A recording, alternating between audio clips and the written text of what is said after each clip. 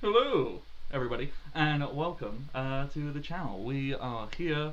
We're like very, very queer, and get used to it. I don't have a follow-up. No follow-up is needed. No. Pirates! Gay anime pirates is what we're doing and what we are. And hello, I am the Bardic Knock. You find me on the internet, various places, as the Bardic Knock. In fact, there is a cool thing you can do in the Twitch chat. If you do !Twitter, you can find my Twitter, and that is where you can find me, the Bardic Knock, who does stuff on the internet. There's also other stuff, go check that out. There's a Discord server. The link in the bot doesn't work because I am a goof, but the one in the panels, I'm terrible at Twitch lingo, does work. So if you want to join a Discord server that's about me and feed my ego a bit more, do that, because that is how I sustain my not healthy self-perception.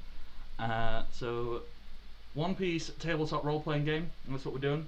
Created by Bad Karma Games. They don't exist anymore. You can just Google it, find it online for free, download it, play it with your friends, be gay anime pirates.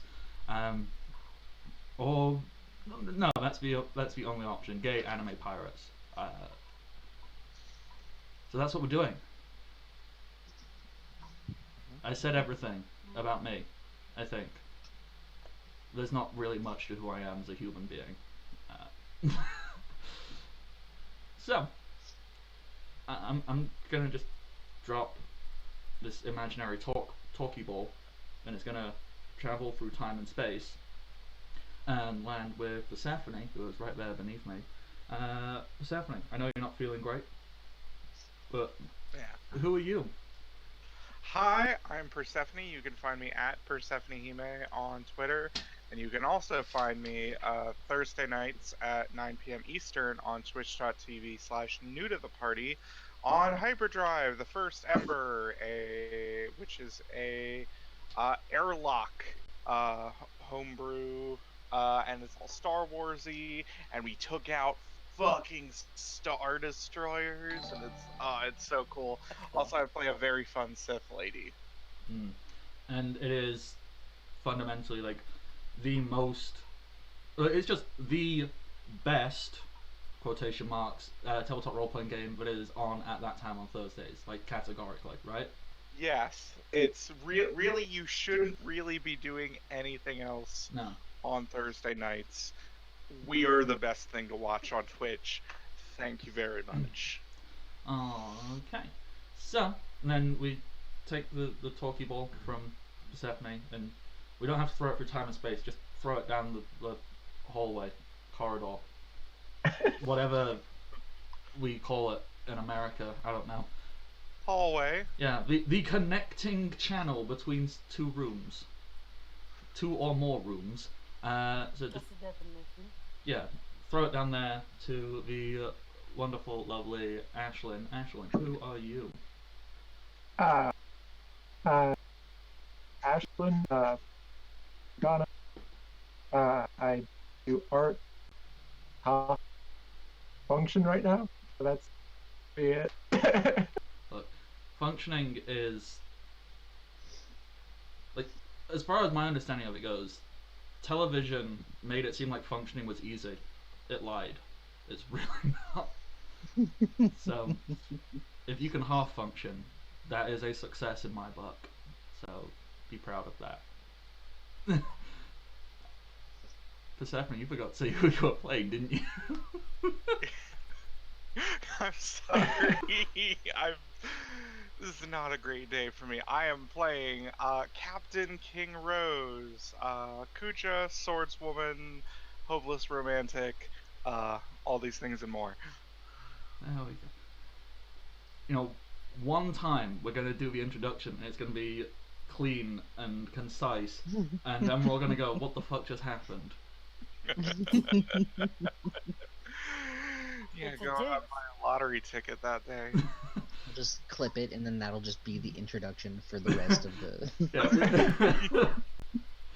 We don't even need to do our introduction anymore. We can just play that video and then be done with it.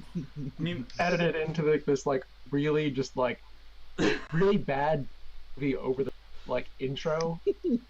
see, you know what I could do is I could go back over all the sessions and clip these small segments so it just jump cuts. We're all wearing different clothes, it's different lighting, and just do that, and we'll make our own introduction so we don't have to keep. Or, Yeah. or just play the audio and then we pretend we're talking and saying it. We'll make our own introduction with blackjack and sex workers. You know what? Forget the introduction. Yep. It's actually really amusing because I was watching Futurama last night because it's on Amazon Prime. So go check that out. And oh hey, do Twitch stuff. If you have Amazon Prime and aren't using it for anything else, subscribe to this channel because then you give me money, but you don't actually have to pay me. Amazon pays me. I'm gonna keep doing a little dance because I don't know. Ashley, did you say who you were playing? Yes, she did. She did. Probably. Yeah, she said she was playing Aoife Morgana. There we go. I don't think she elaborated very much, but she said that. Right. Yeah. Cyborg mermaid. Shipwright. Trying to blend in his fence, but not charismatic, so just not talking. That is weirdly such a mood. Just if I don't talk, they can't figure out I don't belong here.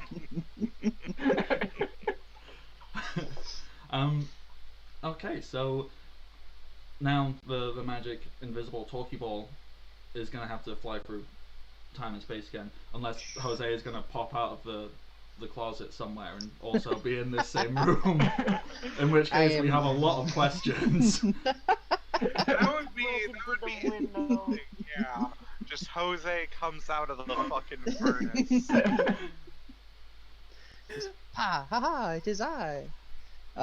Yeah. So yes. Jose here. I play Manuel Ribeiro Padral. He is the first mate of the Rose Pirates. He is pirate through and through because that's his profession. Unlike my friends who have real, working jobs like doctor, shipwright, musician. No, I'm just a pirate, and I punch things real good. And you do all of the manual labor. Yes, that too. You're never gonna stop with that terrible pun, are you? Look, Lily started it. Okay. So then, Noah, who are you? Alright. Well, my name is Noah. You can find me at Oren Rune at Twitter, Instagram, and other social media. But you can also find me tomorrow, actually, at New to the Party channel. I'm playing in Lingua Magia, which is like a, it's like a people from who have like their native language isn't English. So yeah, and there I'm playing Gustav Saltmore, basically, and I'm playing as a barbarian, barbarian, what's that name again? Triton, yeah. But I'm not playing as a pirate there. I'm playing as a pirate here. I'm playing as as a robot who drinks a lot of ale and never gets drunk from it. And he's actually a navigator, which you would probably think it's bad for a navigator to be on a lot of ale, but nah. I've just realised I really love I'd never stopped and thought about the image of this navigator who's just constantly drinking. And someone goes, "Navigator, where'd we go? Over there. You sure?" Yep.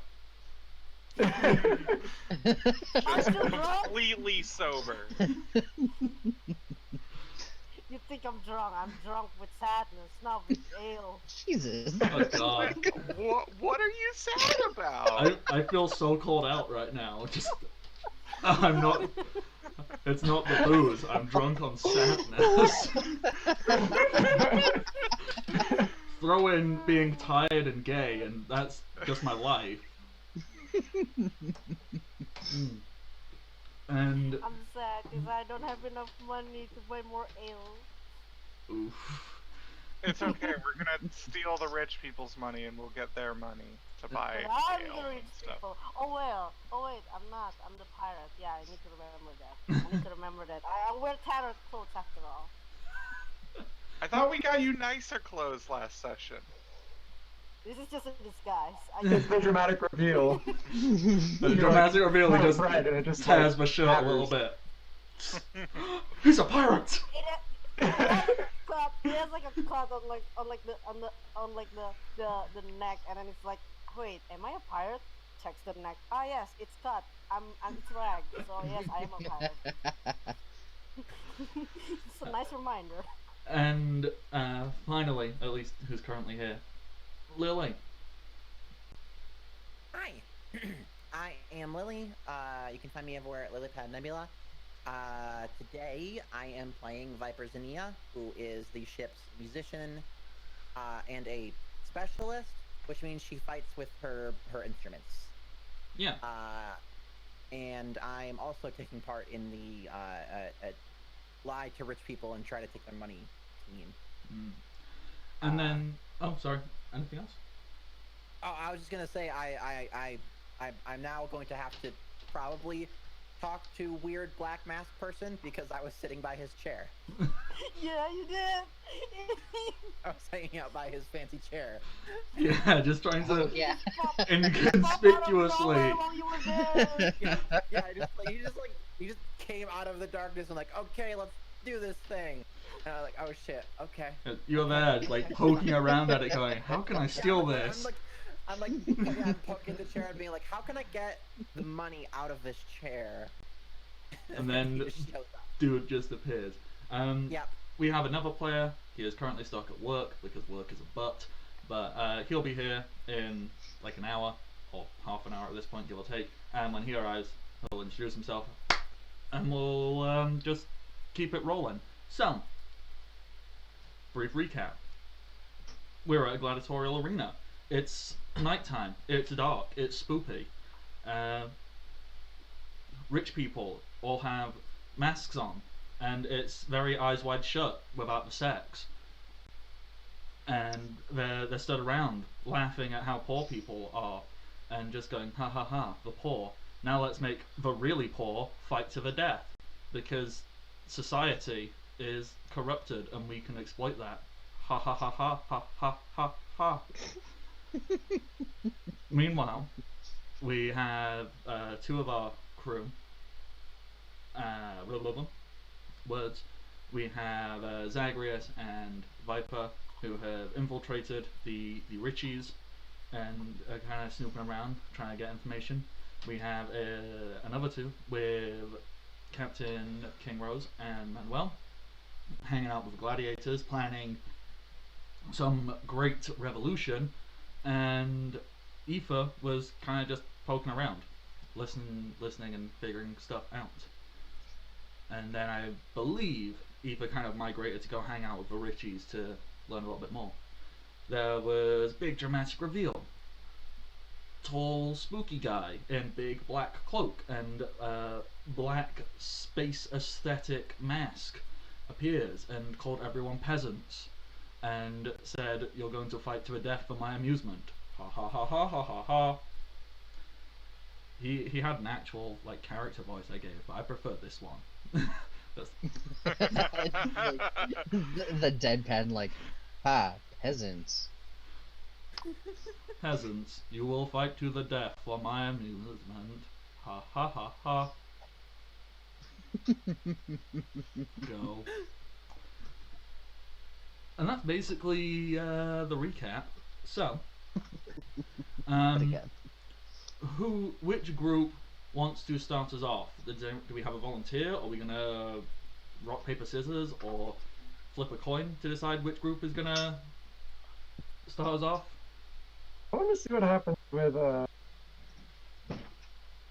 situation around the throne. Like that's like kind of like gonna happen one way or the other.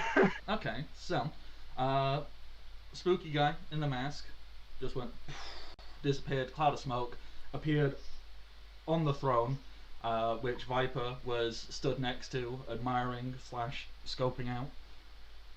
Viper, how do you react to quite tall, a good somewhere between 8 and 10 foot tall, entirely cloaked, like as far as you can tell, has no humanoid shape because it is all cloak. The easiest thing to describe it as, can't remember its name, the Spirited Away figure. Oh, no face? That's it. Basically no face, except with a white mask, it's like black. It's very dark mask. It's Right. that, as far as you Right. can tell. That has just appeared on this throne right next to you, like, inches away from your face, in a cloud of smoke. What do?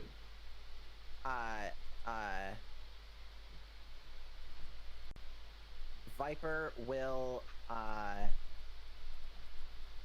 is he like acknowledging me being there, or are they just acknowledging, are they acknowledging me being there, or just like, poof, I'm on throne now, and like, ready to watch the fight? Very much poof, I am on throne now, about to watch fight.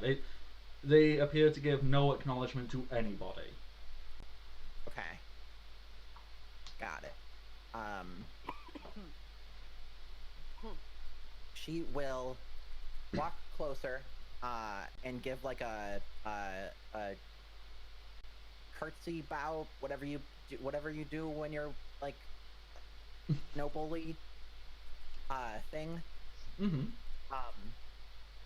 And say, so you're the one that owns this chair. I was admiring it. It's very nice. There is stone cold silence for what feels to be really long. In reality, it's maybe, a few seconds, but it's just stone silent. Just you're fairly certain you can hear someone in the distance go, "What's going on?" Until eventually, like, just where the mask is, that like entire part of the body kind of turns and looks down ever so slightly at you. This goes, "Yes. And who are you?" Make up a noble name. Let's go with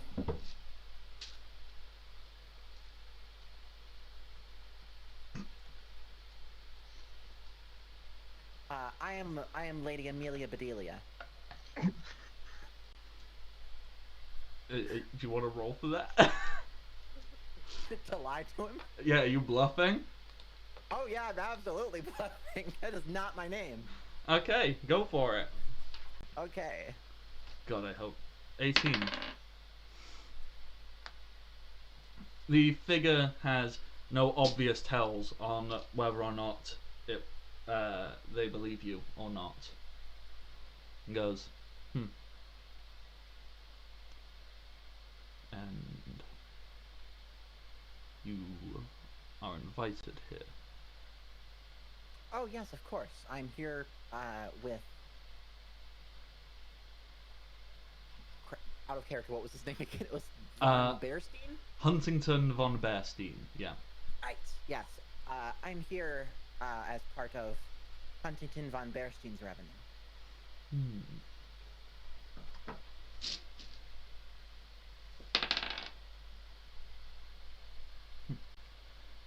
So, really, Huntington should be here to introduce you properly, shouldn't he? Oh, you know Huntington. He needs to do all of his chatterboxing and his show-offing over up in the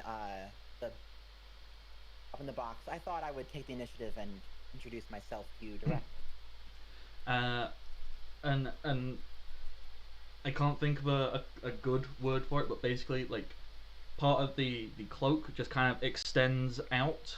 It's not like an arm or a shape. It's just like, it's like a tendril, but not even shaped enough to be a tendril. It's kind of just like a. Right? Yeah, sure. and it extends all the way out, kind of weaves through and taps Huntington, who's way off somewhere else in this rich people area. It kind of taps him on the shoulder. Oh wait, what?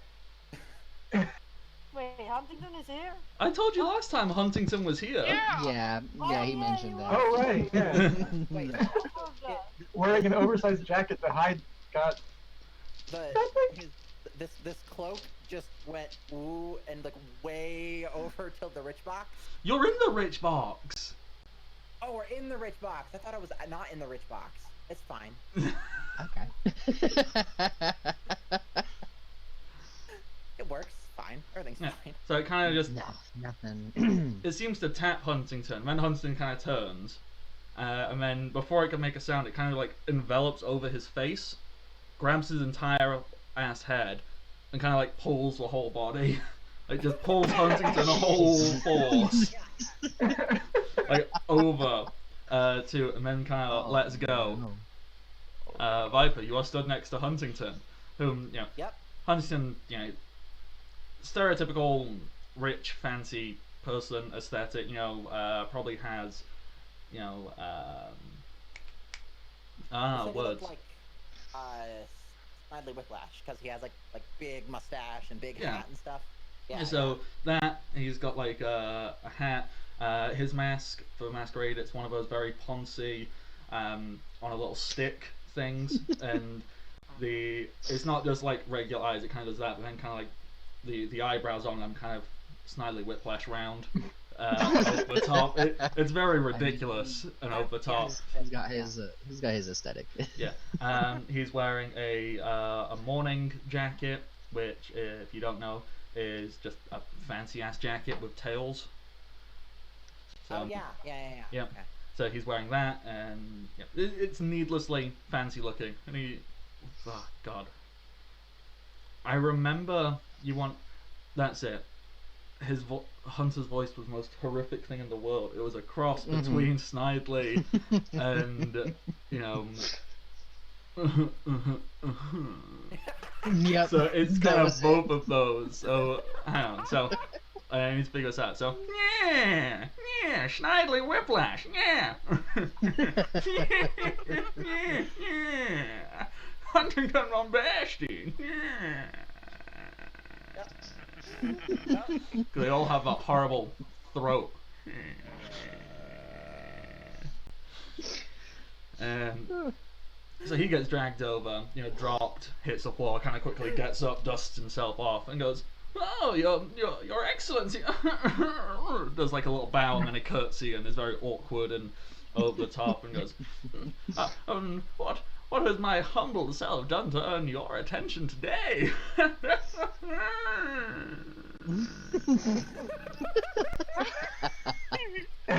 This is your fault. You decided this. Your face, he just had like the most shit-eating grin. Oh yeah, he does. He does. It's like It's great.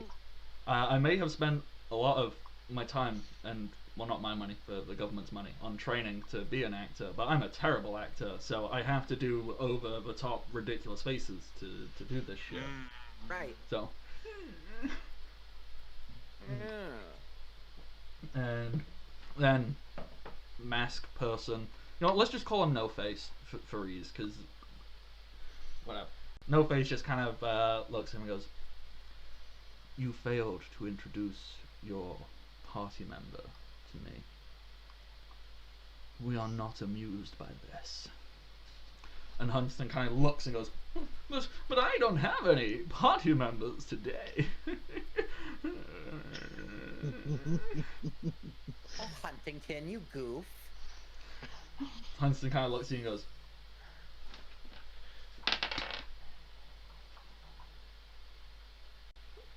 "Who?" Remember we spoke. When did we unleash Barry on him? This morning. Yeah, that was this morning. Okay. Yesterday.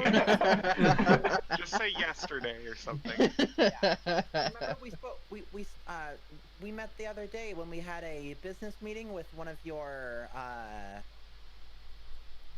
what's a good word to say. Other associates? Yeah, with one of your investments, we had a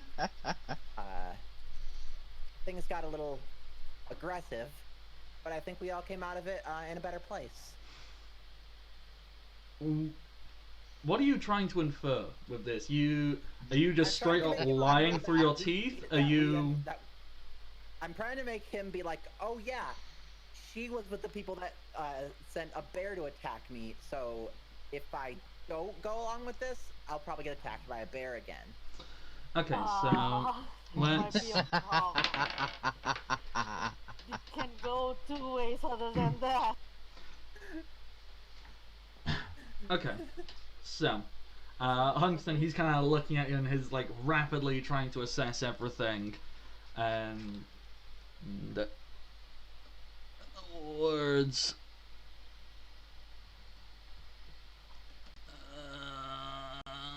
Words while I figure stuff out. Because I was having to type, and I can't type and word at the same time. I'm not good at that. But yeah, Huntington kind of looks at you, and you see him processing. You're fairly certain.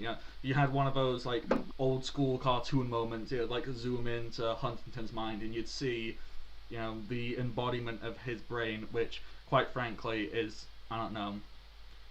What's the most pompous description of like the inner workings? I don't want to call it like monkeys on a typewriter or like a gerbil running on a wheel. What is like something only a rich person could have? A poodle running on a human treadmill of poor people. Yeah. Jesus.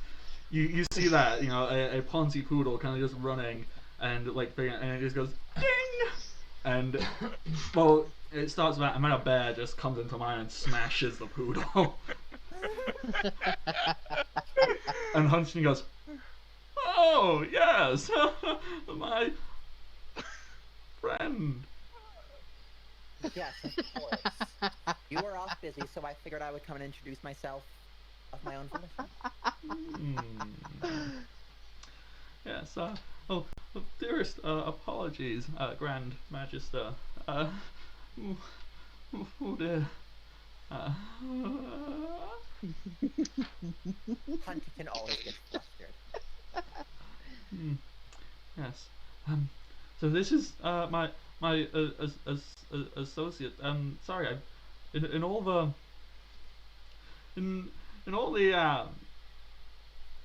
blabber, I seem to have I've forgotten your name. Lady Amelia Bedelia. Of course, of the New World Bedelias, very influential family.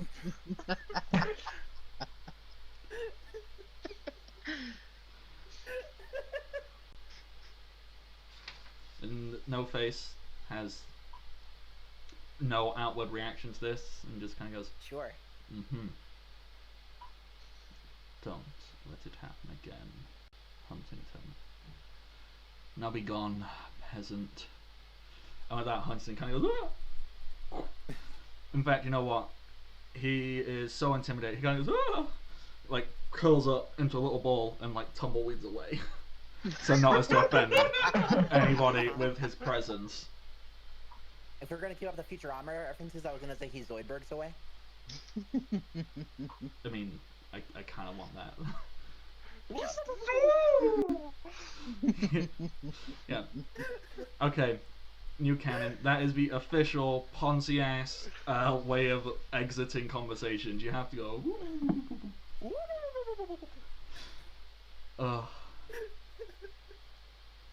What am I doing to myself? So that happens. Viper, you are left here with No Face, who just the mask turns, glares at you. There is no sign of life behind this. It is not pleasant. Not at all. Uh-huh. Do you have anything to say?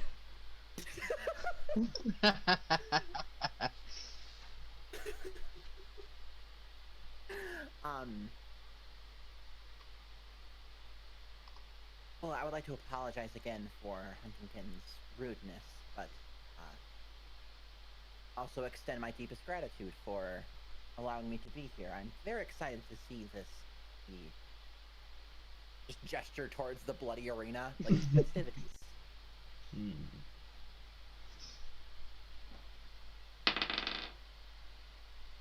Okay. No Face seems to kind of nod at you. Yeah. I feel endeared to you. Would you care to join me? And with that, a bunch of people, the bodyguard types, they kind of rush in with like a small mini throne and like put it next to him. He goes, as my honored guest. I would absolutely be honored. It's in the title. Of course you'd be honored to be honored guest. It's in the name. Anyway. Just see the mask slip a little bit. Yeah. In fact, you see like one of the amorphous limbs kind of go and put the mask back because it slipped.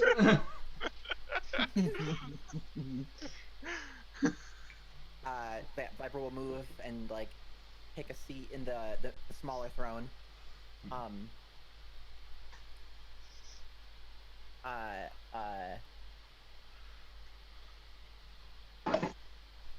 She'll like one of the workers or people or whatever that like brought it. She'll be like, you there? Fetch me a pillow for my back. Right away, Mom. Then just kind of sprints off and comes back. He didn't know what type of pillow, so he got you like 20. Just like carrying them all. Going, I didn't know what to get you. Yeah, just take like a small one and like lean against it. I'm like, that's much better. Thank you so much. I just envision like poking through, taking like the smallest, tiny little pillow, like, being like, yeah, this is the right one. This will be Perfect. Yeah, it's a pillow that is actually for like a dollhouse. It's a pillow fort. Okay, and with that, No Face, he doesn't look at you anymore, and what they do is they just kind of start glaring out to the arena, and they seem to be paying zero attention to you as far as you can tell, and just kind of sits back. Obviously has no shape or form. He goes, "You are in for a wonderful treat. Have you ever watched people die?" I've been told about it, but I've never actually had the experience of seeing it with my own eyes. It's a wonderful thing to watch people reduced to base animal instincts, killing to survive, thriving off of destroying one another. It Goodness, is it sounds so primal. the pinnacle of entertainment. Watching. What's a better word for humanity? Because obviously not everyone's a human. This is me talking, not the character. He could say humanity and be extra dickish. Okay, yeah, let's do that. To watch humanity escape is truly the ultimate sign of status, knowing that you can force those lesser to be lesser than human. I would like to apologize for this joke ahead of time. God. And she'll like kind of like fan herself a little bit and put her hand like on her chest. Like, oh gosh, it sounds like such a thrill. I'm so excited to share my first time with you.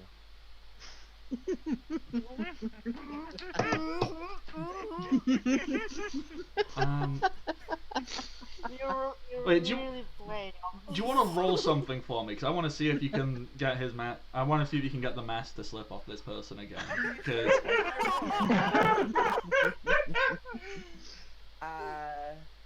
I have diplomacy. I have. any roll you can justify, I'm okay with.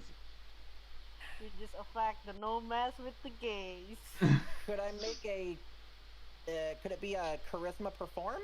Hell yeah, you're performing, you're acting. Hell yeah. 9. Okay. Okay. He's not impressed. No, you won't believe me. I rolled a 3. So with that, yeah, you're fairly certain the mask, like change, like the dark black coloring, it seems to get slightly pinkish, and this character. Oh, wait, what? He's going down with the gays, boy. What? I mean, yes. And you see this amorphous shape try and like pose cool. Kind of like leans back and goes. Cool. They don't say cool. I want them to, but I can't justify this character saying cool. But you know, they assume a Exquisite. casual pose and go, yes, it'll be. I swear, if sleeping with the no mask guy to get the key to the chest is your Listen. plan, it's. Listen. Do what you gotta do.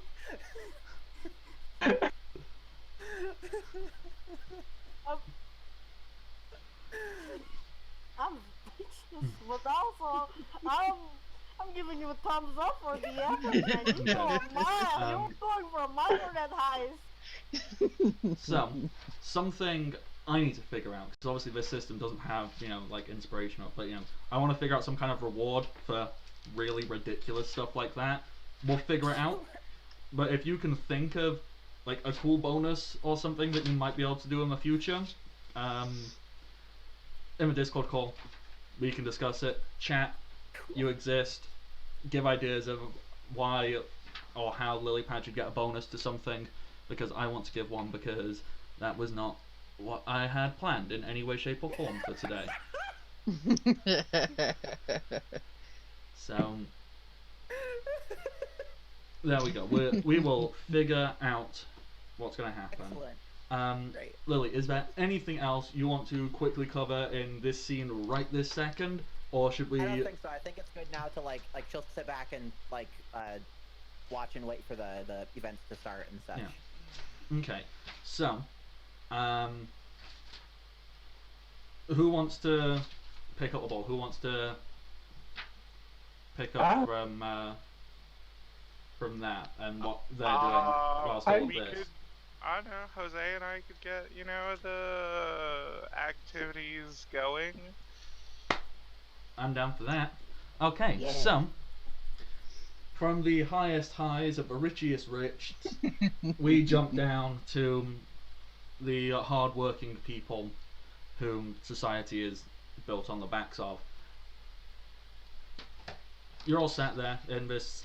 It's not a prison. It's like a gladiatorial pit. You know, it's kind of like, okay, I'm gonna do something which is totally out of character for me. It's like the dugout for sports ball. Right, gotcha. Yeah, I'm sure everybody who enjoys these kinds of games and anime knows everything about Yeah, sports. it's like a locker room. Yeah. So you're all sat there. There's a bunch of different gladiators. There's a bear. You're all Yeah. hanging out. Obviously, That is just the bear, just like doing like that, like one knee, like pose, like on the edge of the dugout, just like, just like looking out, just like. you know what? Barry's got some chewing tobacco, except it's not chewing tobacco. It's just a fish, just going. It's a fish. No one's gonna like, where'd he get a fish? We don't question it. Okay. Last time you had a small, hey, we've got a plan. We'll totally pretend to kill you all, and then we'll fuck everything up. Yeah. is there anything you would like to elaborate on, or do we have some over-the-top announcer person start calling out names and you go in and start fighting? I think just like making sure the other gladiators get the idea of like, hey, we'll fake beat you up. There will be a little bit of blood, but it'll be fine. And then we rise up and kill them all. The rich, not you. Yeah. Okay. Jose, something very strange has happened to your camera on my end. Is that just on me? You. Ah! So What is happening? I don't Everything know. looks fine on my end. yeah, it looks fun. Hey? I look like I'm in Minecraft. Oh. Oh, that happened a little while earlier for a couple of You but go away. Here, let me try doing a Yep. quick boop. fix that. If and how and when. There we go. And Yeah, I some just had faces. to turn it off and turn it back on again. You know, IT staple. We've got an IT tech right here. Knows all the tricks. So, all the gladiators, you explain that. They're down for it. They get it. They're cool. They're good to go. Take control of the scene. What do you... What grabs your interest? Or do you really just want me to go, welcome to the stage, ladies and gentlemen. I like that second option because I liked that voice. Okay, so some announcer person in, I don't know, what's a super gimmicky, stupid mascot costume for illegal underground gladiatorial Rabbit combat? squirrel. Pardon? Rabbit squirrel. I don't know. Okay, yeah, yep, You said super gimmicky, and I was like, sure. yep. So, guy with, like, in full tuxedo, but with just a big over-the-top squirrel mascot that has, like, a simulated foaming mouth, comes, stands in the middle of the arena and goes, ladies and gentlemen, and people of all genders in between and beyond, are you ready to watch people kill each other? And the crowd goes,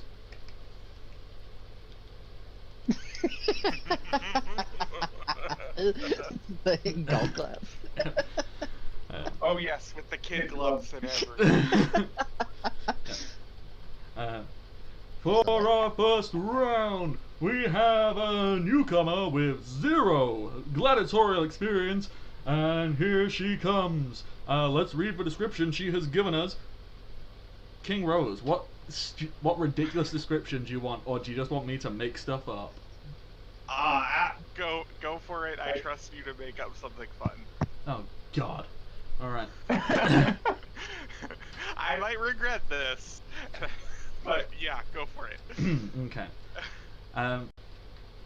Just does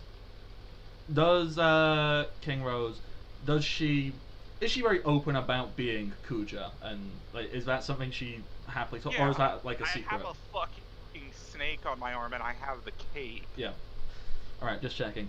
From the far-off land of Amazon Lily, filled with beautiful women, she's rough, she's tough, she will fuck you up, Captain King Rose!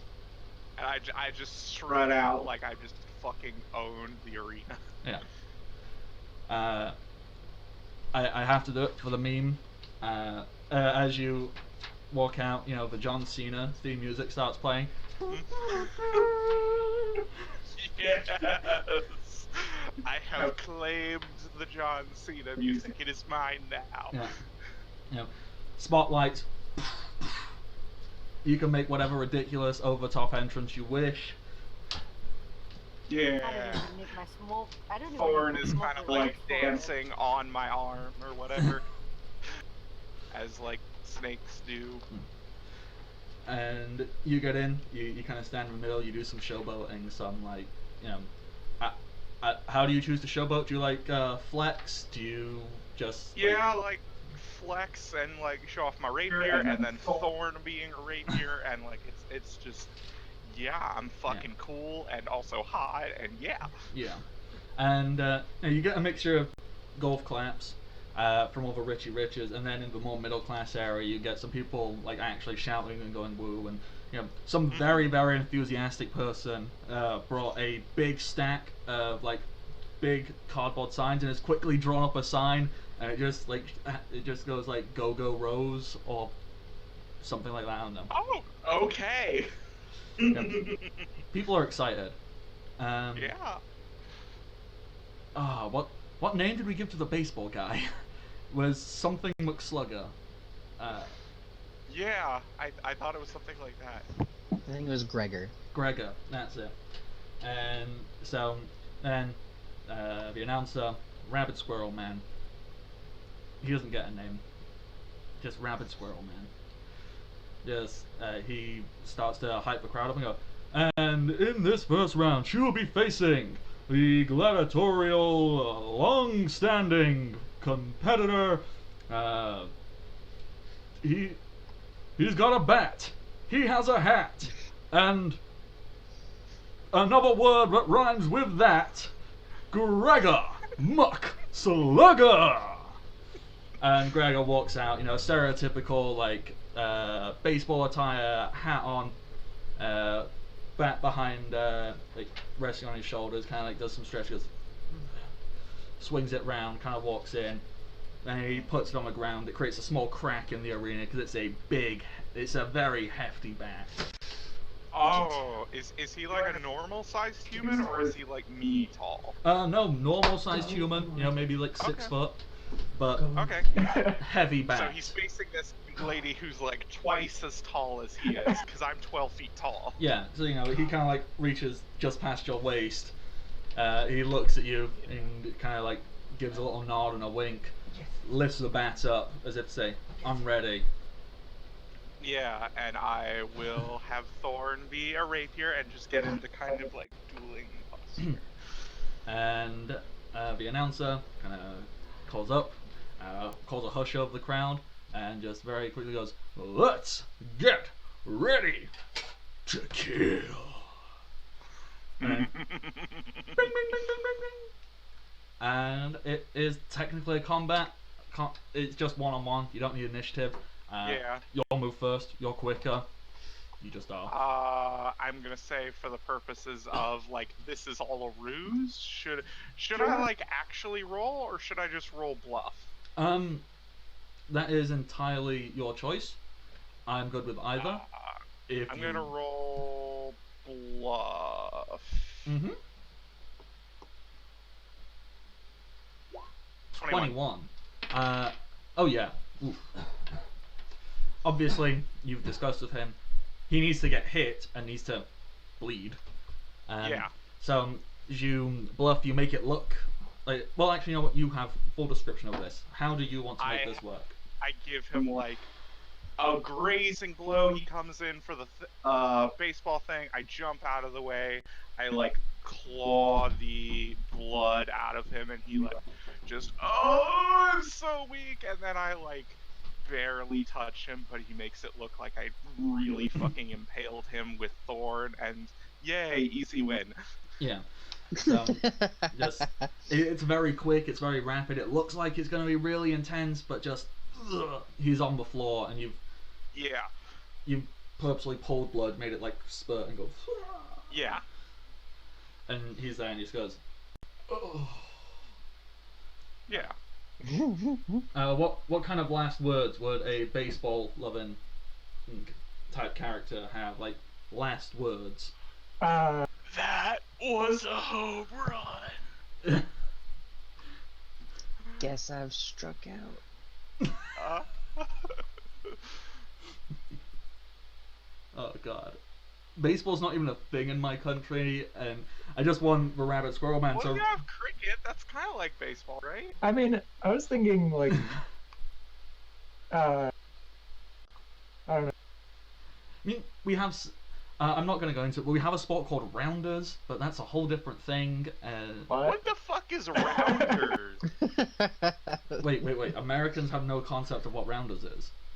know. What the hell is rounders? Okay, so first of all, I need to explain. I went to very, very rich, fancy schools. Okay. And being rich, fancy schools filled with rich people, of course, they need to separate almost everything by genders. So while all the boys go and play cricket, the girls play rounders, which has got a very similar setup to baseball. Okay. So you've got these 4 posts. They form a diamond, and Right. you rounders bats are about yay big, Okay. one-handed, and you use like a small ball, yay size. Mhm. All pitches are underarm throws like softball, and you just Yeah. hit it, and you run round the posts. Oh, so it's like T-ball. Kind of. Oh, a person has arrived. Hello. New friend. Oh, you're Oh, echoing. You're yeah. echoing. Yeah. Oh, my bad. Hold on. Okay, one. Haha, I am now Bardic, your GM.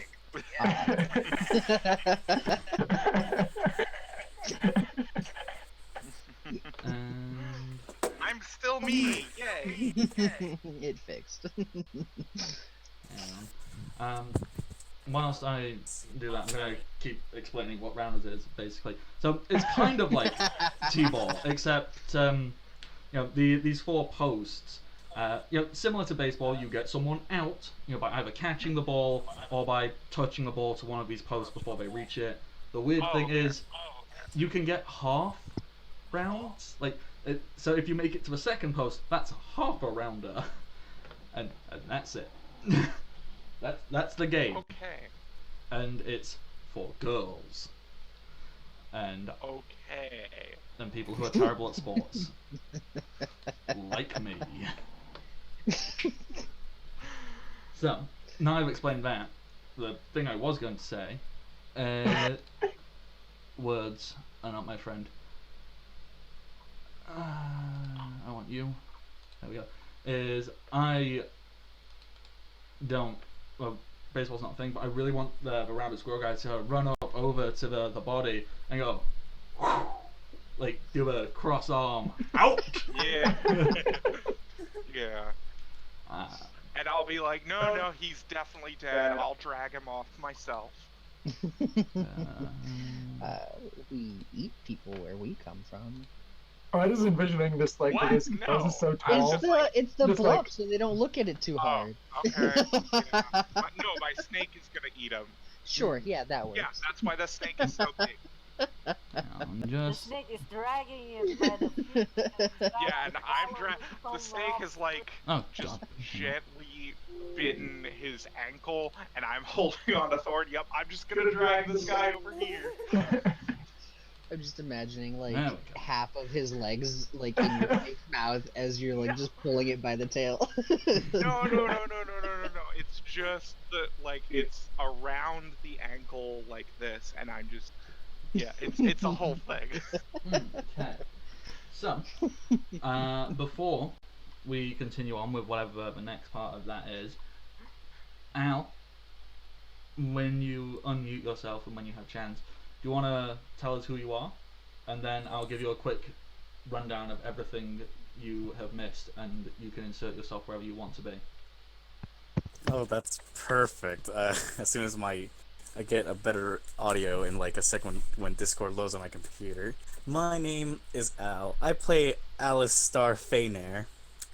I have rock like friends, and that's it. That's all you gotta know. I'm just rocks. Okay. So, That's it. quick rundown for you. What's the last thing you remember? We made friends with a bear. You remember that? I remember the bear. We made friends with it, and we fought this one particular person for some reason. I don't know why, but he was just really hateable for some weird reason. That's all I remember. That sounds familiar. Got his name. I'm assuming you probably mean Bear Trap McGraw. Yes, him. He sounds so hateable. He was. Shush you. Poor puppy. No, he's not poor. He's not sad. He wants to have sex with girls, and he's not allowed. I mean, That's why he's making noise. Yeah. Sounds kind of sad, really. Yeah. That's really sad. Okay, I am gonna point out. This is the size of him.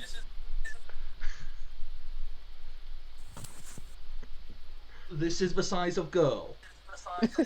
Right. No. Also, I don't want puppies.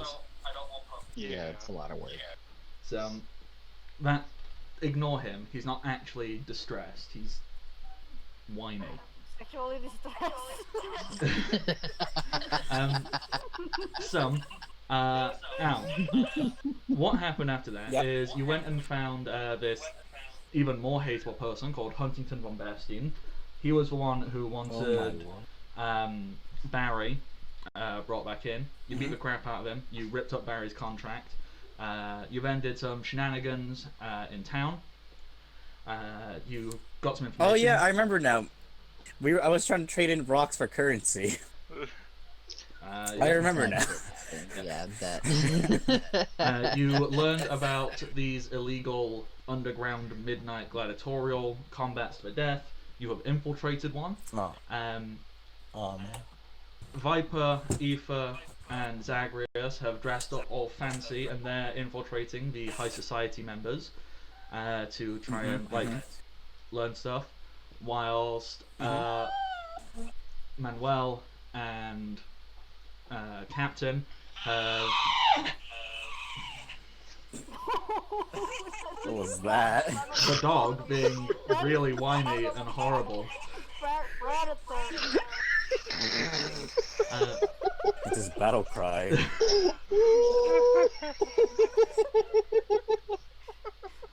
Yeah, He's small, but powerful.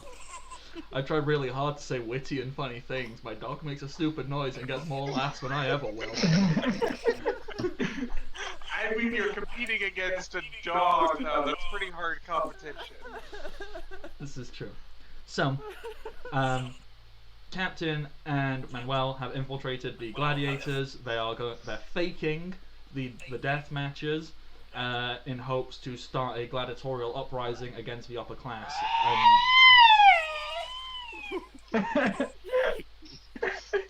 Good Right, lord. every time. This is what I have to do almost every day whilst the girls are in season. Shush. Ruza. You be quiet. See, look at the screen. Look at the computer. Distract yourself. There you go. Hi. So,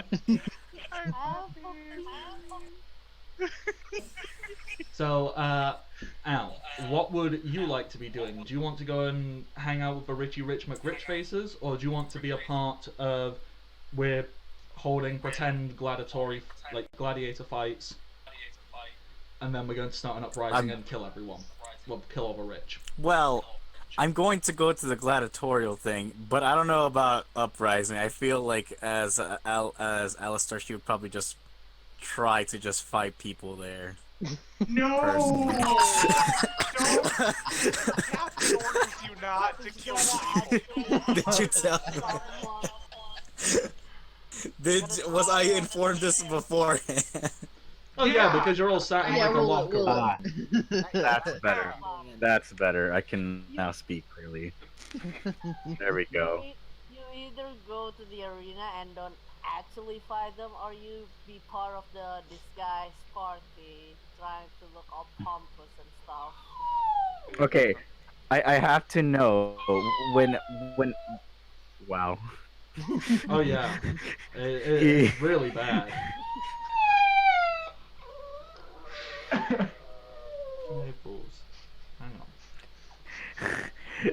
I have to know when we enter, what was the exact words you told Alistair when you guys were initiating this plan? I need to know the exact word.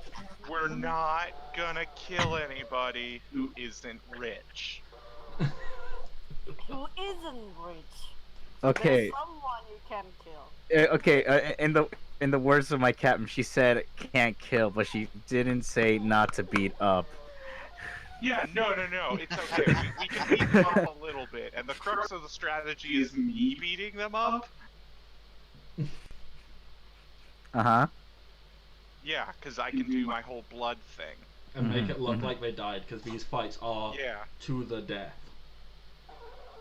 Sounds like fun. I want to participate. Bruce, You're gonna do what? Sorry? sorry. That. I'm gonna do that.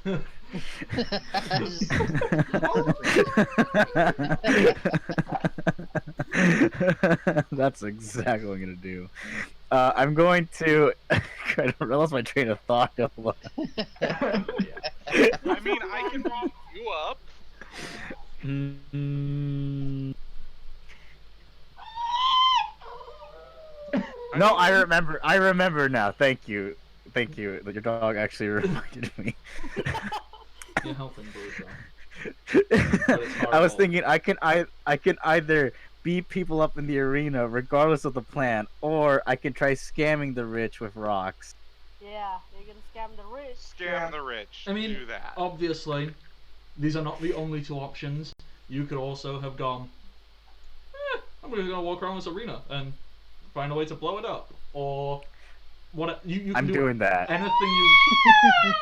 Oh, you wanna blow up the stadium? I'm gonna do that. I'm Like- exactly gonna do that. Like, obviously, you can do whatever the hell you want.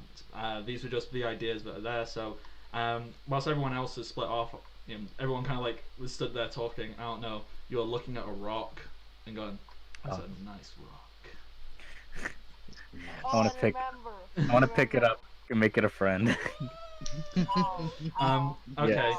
Well, this rock I'm gonna say is actually a brick in the Colessium wall. You just like pull a brick out and go, mine. And everyone else is having their discussion. They split up, they break off, and you stood there with this brick and go, nope. Mine. I'm gonna figure out how to break this whole damn place down.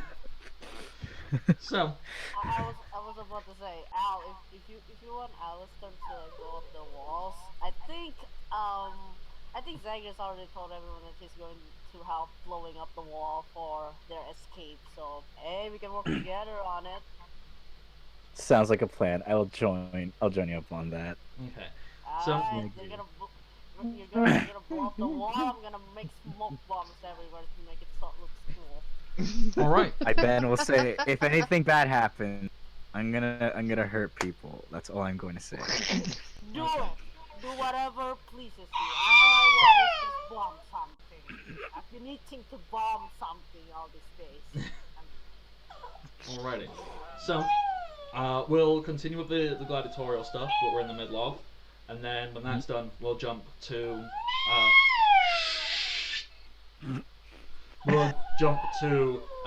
Zagreus and Al doing what they're gonna do. Okay, so we've done round one. King Rose. You need to stop that.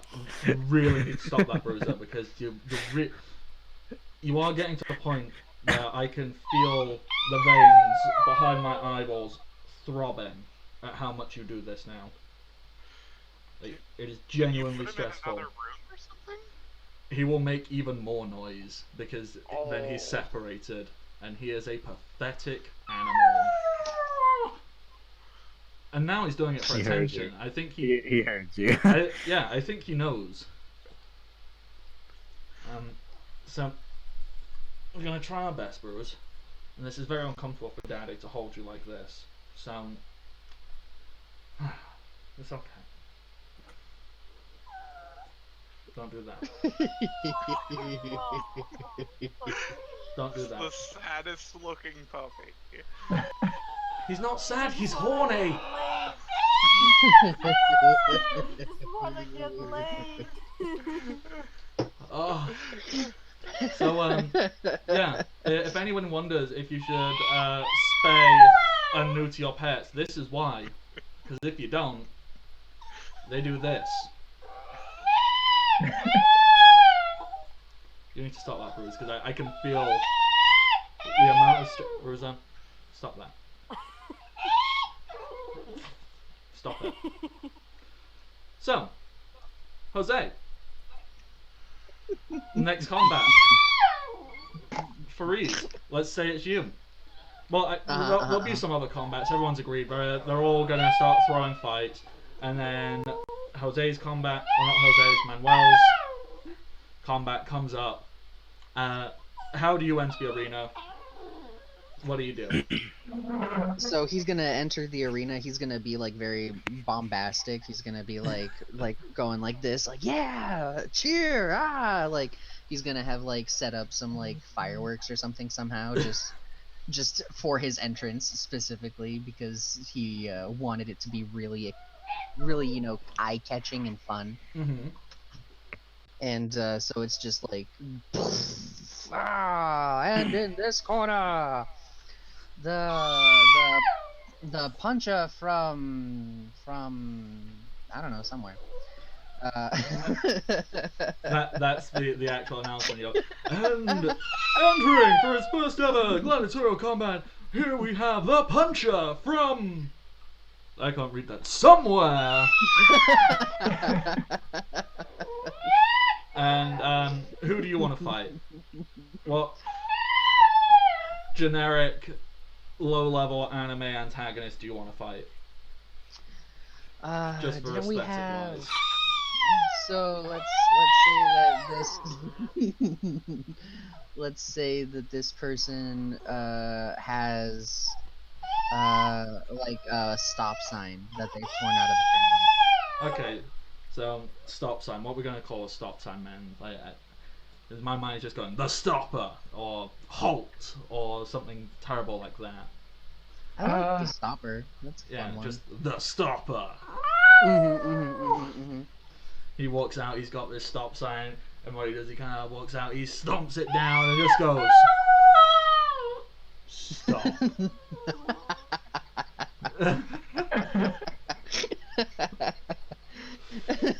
And how do you want this combat to go down?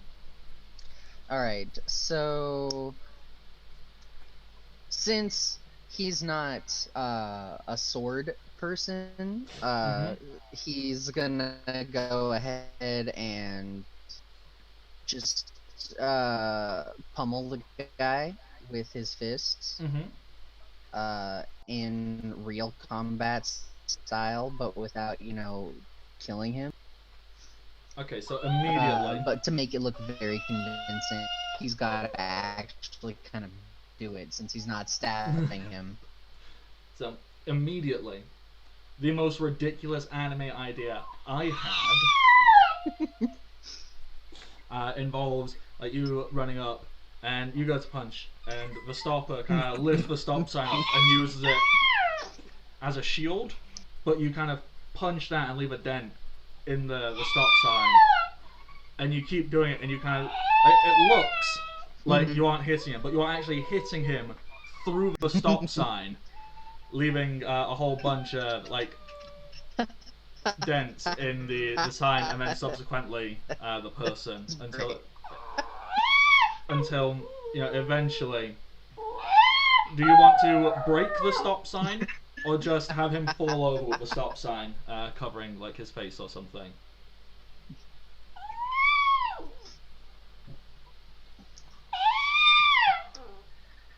No, I think. Oh no. Discord. What are you doing? Okay. Nope. Everything went. This is what it We says run on this Twitter. Oh, There we go. The dog has returned. Yeah. That's how I know he's back. Yeah. My Discord crashed there for a minute. So, say everything you just said, but I didn't hear. Okay, so it's like he's like doing the pummeling punches like through the stop sign, and then like the last one is just gonna be like, boom, and it's gonna like hit the stop sign, and it's gonna like keep going, and like the stop sign's gonna hit him in the face, and he's gonna go flying back, and he's just gonna have like the stop sign wrapped around his head now. I like that. Good. And just, face covered, stop sign wrapped around it. And how did your victory go? I'm assuming whilst you're doing the victory celebration, Thorn slithers on stage and just like grabs the unconscious, grabs the stopper, drags him off. yeah. Thorn is a very strong snake. Thorn actually has a higher strength score than I do, I think. He's gonna pick up like the leftover post from the stop sign and just kind of like lift it up over his head like a Tuscan Raider, just like.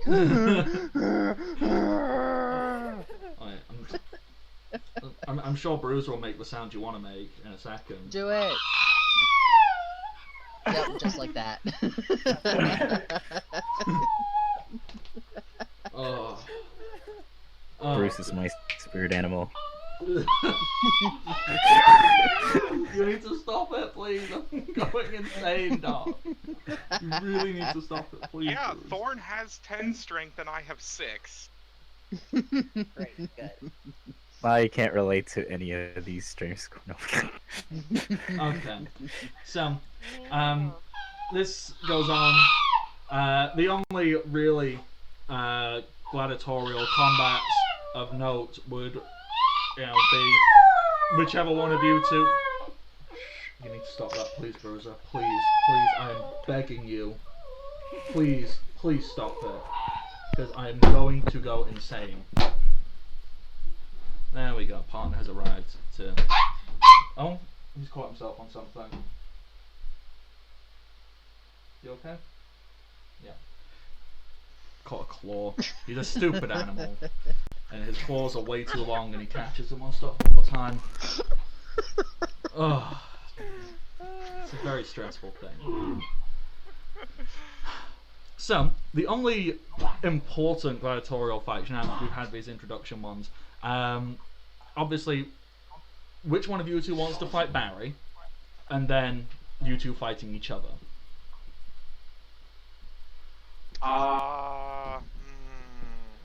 Who does Barry want to fight? Well, theoretically, there'd be like random drawn lots, so Yeah. we can flip a coin or whatever, or we can decide what would narratively be more interesting. I guess what's narratively more interesting? Okay, well, argue a case for why you or why the other person should fight Barry. Bare hands versus bare hands. Barry and I are best friends. It'll give it emotional tension. Okay, but you're strong, very strong. It'll be more of an even matchup. No, yeah, I'm agreeing. I should fight Barry so that Okay, we can have cool. the added emotional tension of like the betrayal of this friendship that we have, that we fostered Man, with full each of other. Shakespeare Yeah. Okay. I was thinking intro music is just like that like best friends song from Tuca and Birdie. Oh, I was thinking of like the best friend song from SpongeBob. Okay, so obviously you give this information to the announcer, and it comes up, Barry, Manuel, someone very quickly obviously there's no like television screens to put this onto, but they've drawn a series of images to make a quick flip book of the two of you hanging out and being bestest buds. And sad music plays as that, they set fire to one. It does that, like like the opening scene from Bonanza where like the page kind of burns away. It does that, and then it goes to a man and a bear fighting. Who is the superior creature? Dun dun dun dun. Barry is stood there. Goes up onto hind legs, hammer, shield. He goes.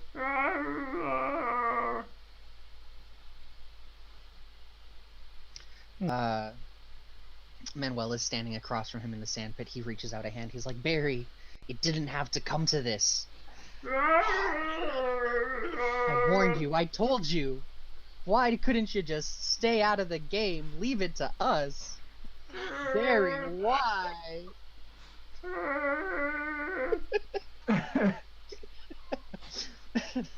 A single sexy man bear tear comes down Barry's cheek. Yeah, Manuel has tears coming down as well. and the bell, even the bell sounds sad. It rings. It goes, ding, ding.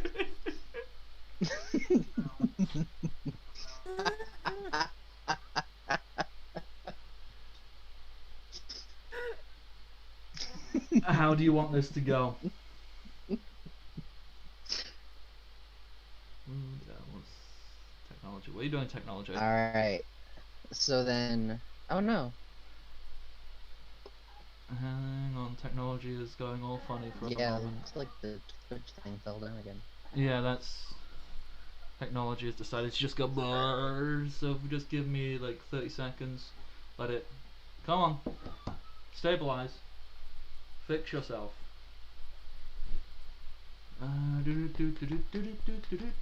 Yeah.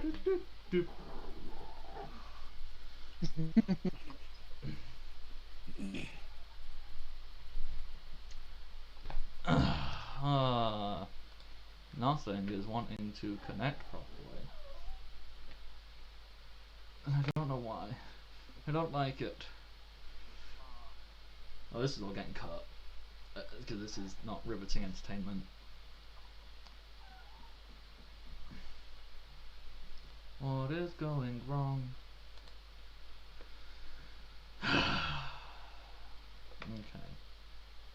Okay. Discussion.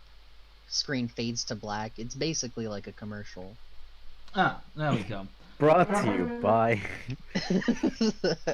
It finally seems to be back after some very strange internet shenanigans. And now everything is gone. But now it's all back. This is all getting cut. That's just me talking to myself for a few minutes of going, what just It's happened? in post. Yeah, we'll fix all that in post. Okay, so the bell sadly rings, and that's when everything went awry for me. How do you want this to go down, Jose? Alright. So, as we've previously discussed, Barry is gonna be throwing the fight. So we gotta play that out. Probably the way it'll happen, he's a bear, so he can like take a bit of a beating. Mm-hmm. So we'll probably like play it up like this whole like, oh, he's a bear, so I'm like faster than him. So like I'll like swing in and I'll just be like ba ba ba ba ba ba, and then he'll like try to swip with the hammer, but he's a bear, so he's not good with hammers. So I like dodge out of the way. And then I just love kind how of like every jump other back in, sentence like, is this is, but he's a bear.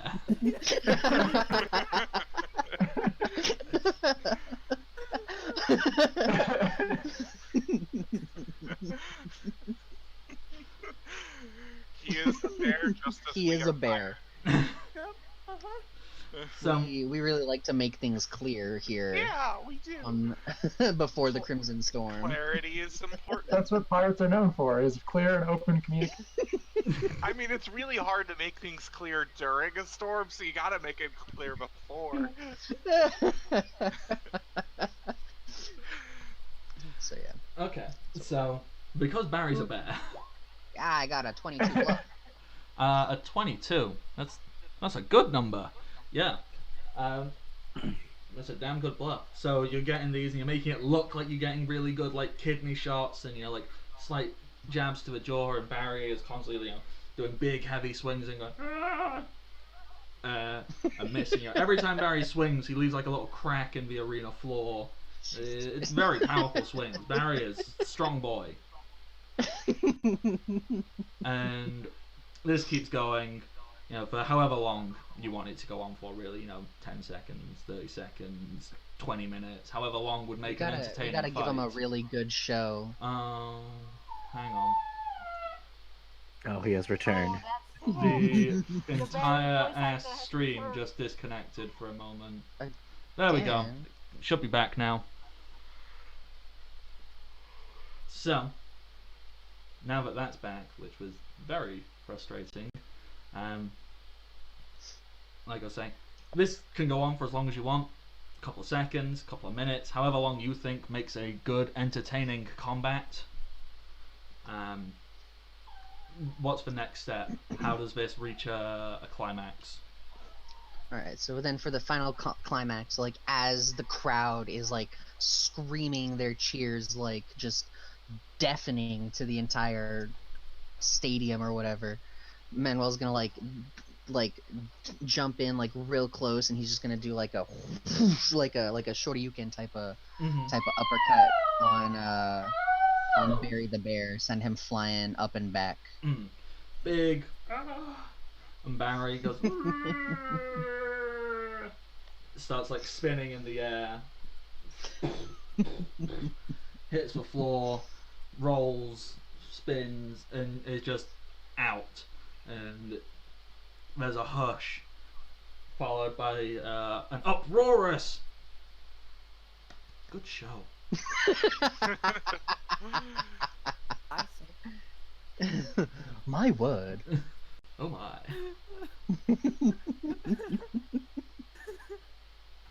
And once again, Thorn kind of pulls Barry off stage. No one needs to know that he's not dead. It's fine. Yeah. Yeah. Okay.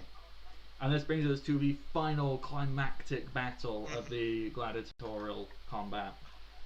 Captain versus Manuel. I have a really good idea for this. Or at least the finale of this. Alright, shoot. Okay, so we're fighting, I do your thing, you bleed, and then I go to do the coup de grace, but then I use Thorn as a bow, and I shoot my actual rapier at the head guy in charge. Oh no. Interesting. So, like, before we go out there, we talk to all the dead bodies in the dugout and be like, wait for our signal. Yeah. You'll know it when you see it. Mm-hmm. Okay. So, plans, ideas. I am assuming you have a vague idea of what Alice is going and doing. So what you do is when they've dragged off, you kind of send them out to go and find Alice, who's going to instruct them on how we're going to start the uprising, and then they'll find Alice and they'll go and sneak, they'll put on little disguises and hide themselves amongst the crowd. Mm-hmm. So there's a bunch of gladiators all hiding amongst the crowd. It'll be like the Jedi in Attack of the Clones. Also, to be clear, really quick, when I attack the head guy in charge, I want to be using my hockey, just because I am suspicious, out of character, and I want to really get this guy. No, that's totally fair.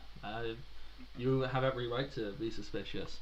Okay, so combat. It's intense. It's serious. And then you've got Manuel pinned after what appeared to be quite a close fight. And just as you go to deliver the final blow, you turn. A hacky-infused rapier flies across. And then, before it makes any contact, we do a flashback.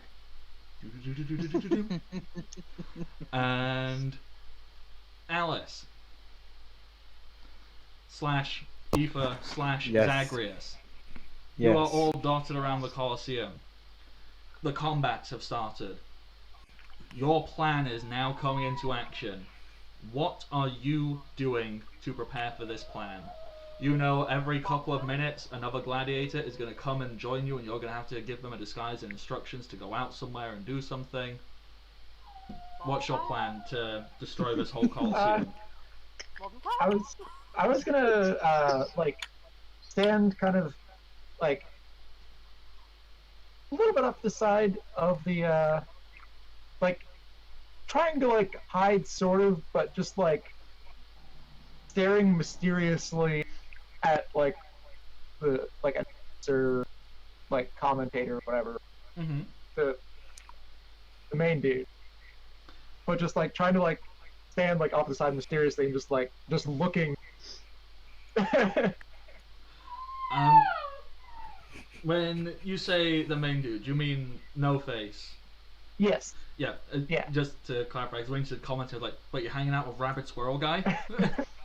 I couldn't remember any of the characters. None of these characters have names, and that's kind of a problem. Yeah. We're running. Yeah, you into, tell him, Bruce. Yeah, you tell him, Bruce. But yeah, so there's like kind of within what is it, like 20 feet or whatever, Okay. like my weapon that's technically a bracelet. You're just kind of fiddling my bracelet going, alright, I'm gonna plan to murder you real good. But just like, but like at the same time trying to look mysterious because I was like trying to spread like the rumor thing to get like information, but like, so just like acting like I'm just like waiting, like, yes, you need to come talk to me. But mostly just there to like. Alright, yeah, cool. I've got that. Zagreus, what was your plan of action? How are you getting ready whilst all these fights are ongoing? Well, you see, here's the thing about me. I do like bomb time. And talking about bomb time, I'm gonna plan sometime bombs around the arena near the rich people, so that when fight did broke out, they're not gonna have a chance to escape. They're gonna be in spokes of confusion, allowing them to be slaughtered nicely. Okay, so this like little rich people box they've crafted, you've casually been walking around and like going, oh no, I just like dropping stuff. I'm going, no, I didn't drop anything. What are you on about? Leaving small explosives dotted around. Me dropping things? If it'll be anything that I'll be dropping, it'll be money that you're begging for. Okay, no, I really like that. That's really cool. So you're around, you're doing that. Things are in place. That's all good. And then finally, Alice, how are you contributing to this? And after that, we're going to take a quick 5-minute break. Remember, All right. capitalist people. Honestly, I was gonna say the fact that I feel like Alice would have been like would be watching the entire thing. She really wouldn't be participating. Or she's like trying to look for food because she doesn't know how to contribute into this entire plan. No, that's totally valid. Just bumbling around, looking for a confection stand. Going, what do you mean? This is an arena. What's going on? Why can't I get a pretzel? I wonder if I that. could fight the cat. How do they not have blood pretzels? I just love that idea. Once again, it's weirdly One Piece, because that always happens. One character just has no idea stuff's going on, and they're just kind of walking around going, what do you mean? So, I really, really like that. Alright. She's distraction. She's making, she's drawing all the attention to her while I'm just dropping all these bombs to be ready to be like set off when everything goes to shit. Alrighty. So, everyone's all in place, and big stuff is about to happen. But we're going to take a quick 5-10 minute break, however long it takes everyone to go and get drinks and go to the bathroom and all that jazz. So, we'll be back real soon. Stay tuned for climaxes of things. Wink. See you real soon, everybody. Okay, we're back live now. And that was a terrible, terrible pun. And you should be. It was a great pun. Anyhow, we're back. Things are laid in place. Everything is getting ready. This entire time, Viper has been sat next to No Face, who I totally remember did have a name. They went by MC, like MC. I totally forgot that, but I remembered it just now.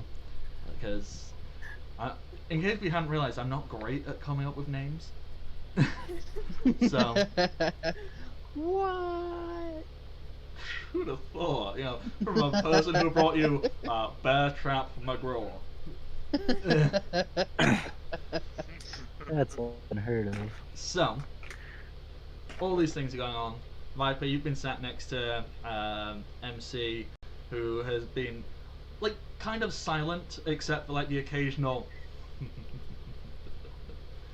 maniacal chuckle at watching people fight to the death, as far as they understand it. All of this is ongoing, and this final bout, Captain versus Manuel gets this pinnacle, It gets the captain about to deal a final blow, and all of a sudden, suddenly turns around and shoots a hacky-infused rapier that just flies across and smashes straight into MC. Captain, can you roll that for me, please? Oh yeah, sure. This is technically a ranged attack, so... Yeah, range shot. Yeah. 7. It's in his general direction. Well, I rolled a 5 on the defense. So... So. It's one thing I do very much like about this game. You don't need to roll good, you just need to roll better than them. So it's not like, oh, I rolled bad, that's my turn waste. Like, no, every turn you still have a chance to do something. So there's going to be a whole bunch of stuff that goes on at this exact moment. So we're going to have to try and we're going to do something very out of character for us as a group here. We're going to have to be quite clear and concise about all these things that almost immediately happen as like a domino effect. So rapier, boom, smash into this guy. Since this is Kuja, I think it's much more impactful if we use like the pre-time skip interpretation of armament hacky instead of literally, you know, it just turns black. Like, so you know, it kind of like hits and then it's kind of like this big explosion type thing. So, because I think that's cooler than just ooh, like armored up. Yeah. So that happens. It hits, and there's this like shockwave as MC, the no face, just is blasted back, thrown. They were sat on is demolished as they fall back. What are all the other things? So I'm going to start with Viper because you're right there. Viper, what do you do? Okay, so No Face just went whoosh. The throne has like broken apart. Yep, the back of the throne smashed. What was sat on smashed open. There is a safe lockbox type thing filled with various money and treasures that is open and exposed. And the money's open and exposed, or like the lockbox? The box is exposed. Like the money and stuff inside it isn't, but the box is right there. Got it. Okay, yes, I will grab that and just like, oh gosh, no, what? Oh, that's so awful. Gotta keep this safe. Right. So, Probably. I think this is a very key pivotal moment we need to decide here as a group. How anime does this go? Because what, you just pick up this box, which I don't have a physical representation, but you know, say like yay big, just pick it up in the bra, just whoop. Yes, if we're gonna have anime boobs, they also have infinite storage space. So, like, is that what we want, or are we gonna try and be realistic? Nah, I feel like that's already that. Well, okay, it's Lily's character, so. I mean, if that's a thing, that's a thing. But I was just gonna say I pick it up and just walk out. Okay, so you just kind of like pick it up and go. Yeah, it's like, oh no, there's such chaos. I need to get this to the safe house. Yep. Or something. Viper, I am assuming there is some kind of special signal that the explosions that are about to go off only happen once you get out of this area. Probably, maybe, I So- don't know. So Viper, you take one step out of this special area, and Zagreus, how do your explosions go off? Do you have to set something on fire? Do you have a detonator? How does this work? How do you want it to work? Well, this is where Alistair plays it. Wait, what? Wait, what?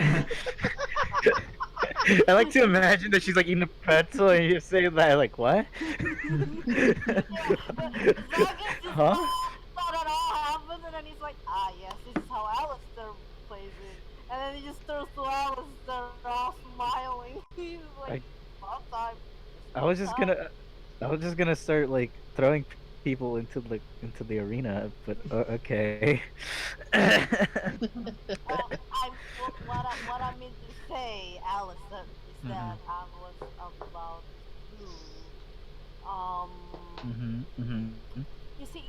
all Mm-hmm. there's like these fogs that's gonna happen. Uh-huh, Yeah. okay, yeah. And when those fogs happen, you can start shooting and killing all the people. You see, I'm not evil, but I will throw people into the arena. Okay, you throw all the people into the arena when the smoke bombs happen. How's that? Can I throw people in the arena now? Alright, you can throw it now, and then he just detonates the bomb. Yep. So this conversation happens. Viper has just stepped outside of the Richie Rich box, and then, although before that, I suppose I should ask, Aoife, you were hanging out in the Richie Rich people's box. What was your immediate response to MC No Face being blasted off their throne, and Viper picking up the box and making a run for it? So it was like the MC No Face like still there, or did They're still in this area. Like they've been hit, they've been knocked back. Essentially, Canvas is having like a round of actions before anything else kicks off. So you can get up, you can move, you can do stuff before they get up.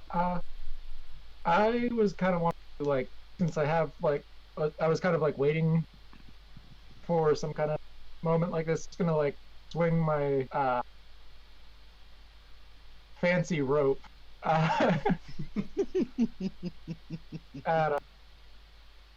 and in particular I'm gonna try to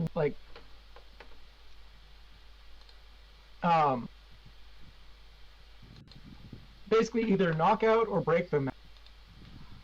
Ah, okay. So, obviously you can either just roll an attack, or you can roll something else if you've got a better thing you want to roll for it. This is entirely your choice. I think I'll just roll an attack. Alright, yeah. Go for it. Let's see if you can damage this mask. What is that? I should bring up roll 20 and have a look. A 22 to hit. This guy likes to roll 5s, because that's another 5 on defense. So, after being knocked, you swing this, you smash your rope, this big special, enforced rope, and it smashes into the mask, which cracks, breaks away, and you see what was behind the mask in a moment before all the smoke bombs go off. There is nothing there. You smash this, and it's just a cloak. You just even if you pull the cloak off, it's an empty hood. Curious. And then a bunch of smoke bombs go off. Okay. And then you saw people being flung into the arena. Yeah. Just one of the rich people just flying out of the smoke and into the arena. So, for ease, because there's literally one enemy here, instead of having a full initiative thing here, I'm just going to roll their initiative, and then, you can roll one, but then we'll just have it as a challenge check. So if you roll higher, you move before. If you roll lower, you move after, and then you can decide amongst yourselves if you want to go in a particular order or not. So that's a 4.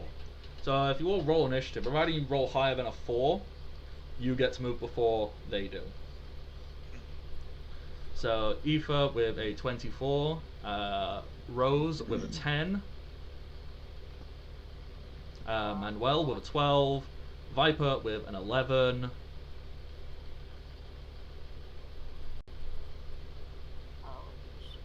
Where is it?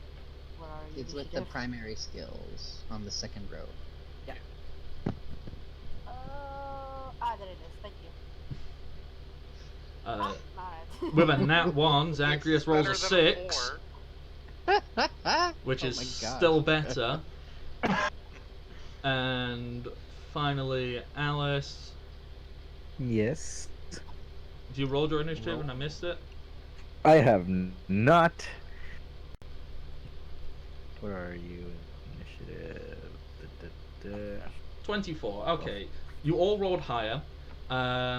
You can decide amongst yourselves if you want to go in a specific order, or if it's very much no, we'll move and take it in a vague form of democratic system of ooh, hey, I've got a cool thing that'll work after that really well. What? Vague democratic system sounds fun. Mm-hmm. Okay. Mm-hmm. So, I'm a fan who of wants to move immediately? Smoke Um, bombs have all gone off. You've seen MC No Face. You've seen that there's just an empty hood behind the mask. I do have one idea as like a follow-up to like swinging the rope, Mm-hmm. and it's kind of like trying to like avoid the people that I know are, but swinging the rope around, try to see if I can find if I can determine if they're at all invisible. Okay. So you want to kind of like do a radius attack, like hit everything and see if you can hit an invisible target. Pretty much. Okay. Well, essentially treat that like you're trying to hit multiple targets. Because, I mean, I know there is a feat for whirlwind attack. I assume there is. There usually is in these kind of games. But you probably don't have that. But we'll just do a lesser version. So if you just roll me a general attack roll, I'll let you know if something happens or not. Probably not. 11. Yeah. As you stand there, I'm assuming you do some really cool anime stuff. I don't know. You start with a rope above your head, swing it, and then let the rope like spin around your body like it's a cool lasso or rope or weapon, and just hit everything. Basically, covering like a 10-foot radius. Is that how long your rope is?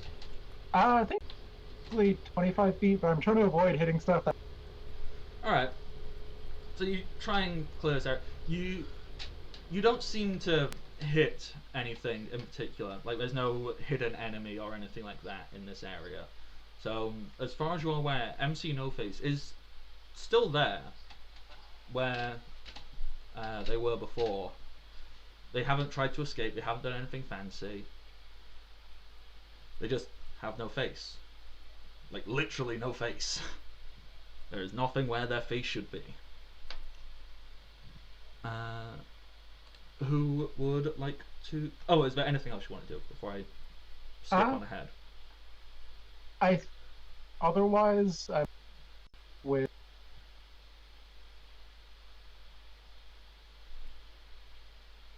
No. Nope. No, it's totally fine. You don't need to do stuff like that.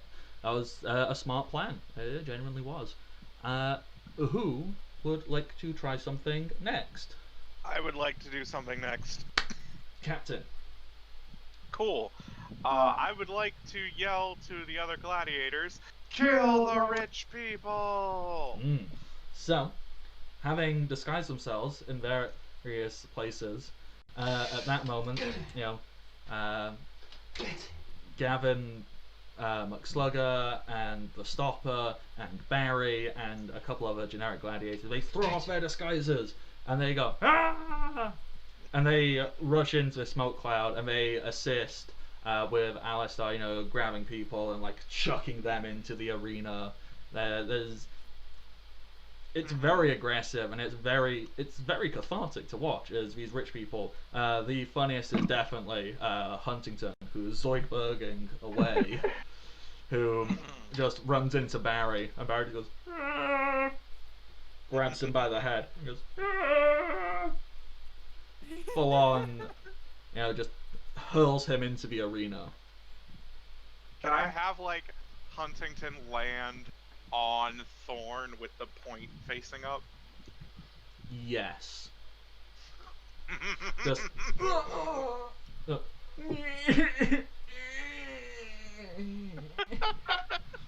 But this is One Piece, so they're not dead. They're just gravely injured. Oh, look, he's been impaled. Look, many people have been impaled in One Piece. It doesn't mean they're dead. Yeah, no, I wasn't saying that. I was making the Frozen reference. I've still not seen Frozen. You don't have to. I played Kingdom Hearts 3. I have the gist of it. Yeah. It's the same. cold stuff going on. Yeah. Yeah. The best part is Lots of when people are very cold. Donald Duck, Goofy, and an anime teenage boy show up, and they don't actively get involved because Elsa still sorts it out herself. They just go and fight the giant wolf monster that is made out of a person who's a bad person. Okay. That's how Yeah, the film that's goes, right? totally. You summarized the plot of Frozen. That's exactly what happened. Yep. Cool. Is there anything else you would like to do?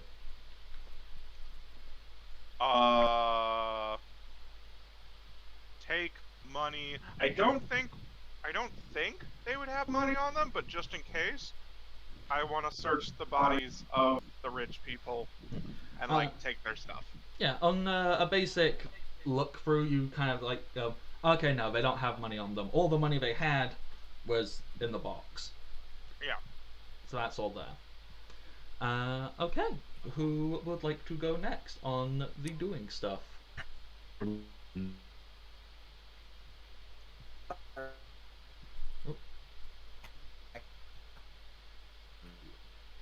Sorry, who was that? Discord has gone squirrely again. Hello. There we go. I don't know what just happened. That was weird. Yeah, Discord went nope. Mm. So I was gonna say I was gonna ask, where do I know where this box is? Viper has it. All right, then I'm gonna continue with Plan A. I'm gonna grab an individual, throw them into the arena. Yep. Do you want to roll something for that? Sure. What would I have to roll for that exactly? Attack, strength, yeet. I don't know. Whatever feels most appropriate. Get someone into the arena. I don't know. That's a nat 1. So I'm gonna say, in the smoke, you try to grab someone, you don't know who it is, and then as you grab them, instead of going ha ha ha, I've got this, you feel something grab you back. What? Your arm. This isn't what I planned. This wasn't what I planned.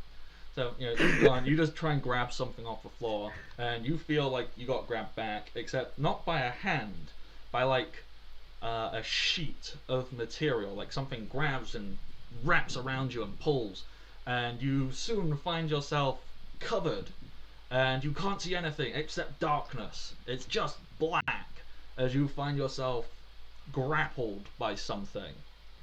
And I just need to roll something real quick. Okay. No, you aren't pulled down to the floor or anything, but you are restricted. You are grappled by this thing. It is stopping you from moving right now. All right, I will wait. Okay. Who would like to go next?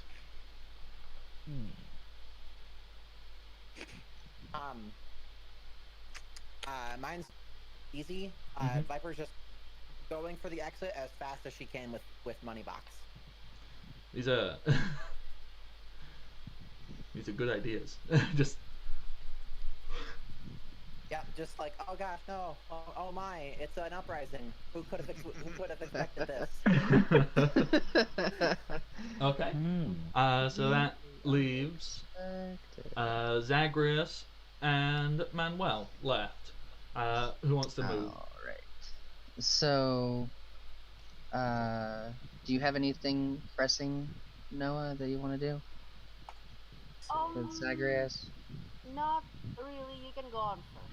Alrighty. I have a plan, but it can go at the very last. Alrighty. So then, let's see. Manuel's, I think he's gonna climb up into the box. He's gonna try and climb up there and check up on MC No Face. Okay, so you clamber up, because I totally just remembered there was a cage around the arena, but like all cage matches in professional wrestling, there's no ceiling, so that's how people are being able to get thrown in. These are the rules. So you climb on up. It's easy. You don't need to bother rolling because it's a cage. It's easy to climb. You get up there. The smoke is starting to clear, and you're looking around, going, "What's going on? Where are people?" You see Aoife swinging rope around, going, "MC No Face. Oh, I'm confused. What happened?" You see Viper has run off, and where MC No Face was, you see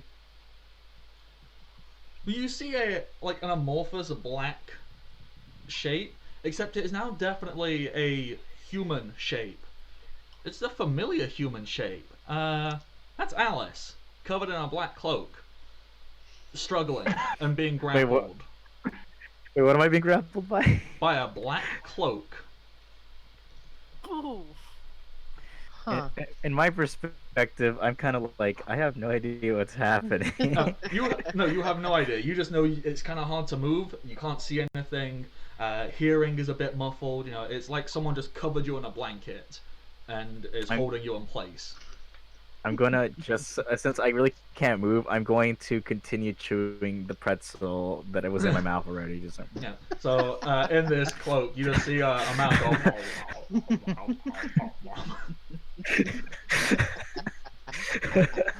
Priorities. So then I guess Manuel's would try and pull that off of the. He's gonna try and pull that off of Alice. Okay. You want to go and try and grab this thing? That would be a grapple, which is like opposed strength rolls, unless you Okay. have any bonuses, which I don't think you do. No. Okay. Let's see.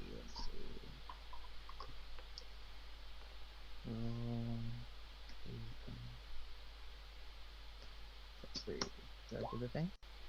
What did you roll? I don't know. Nothing. Oh, you need to do slash roll Ah, that makes and sense. then space between roll and the D. Gotcha. You can also just do slash R and not type out roll. Gotcha. Okay, Alright, so well, I got a 12. the cloak got a 17. So, as you go to grab this and pull it off, the cloak, it looks like it's being pulled off until you realize, oh no, no.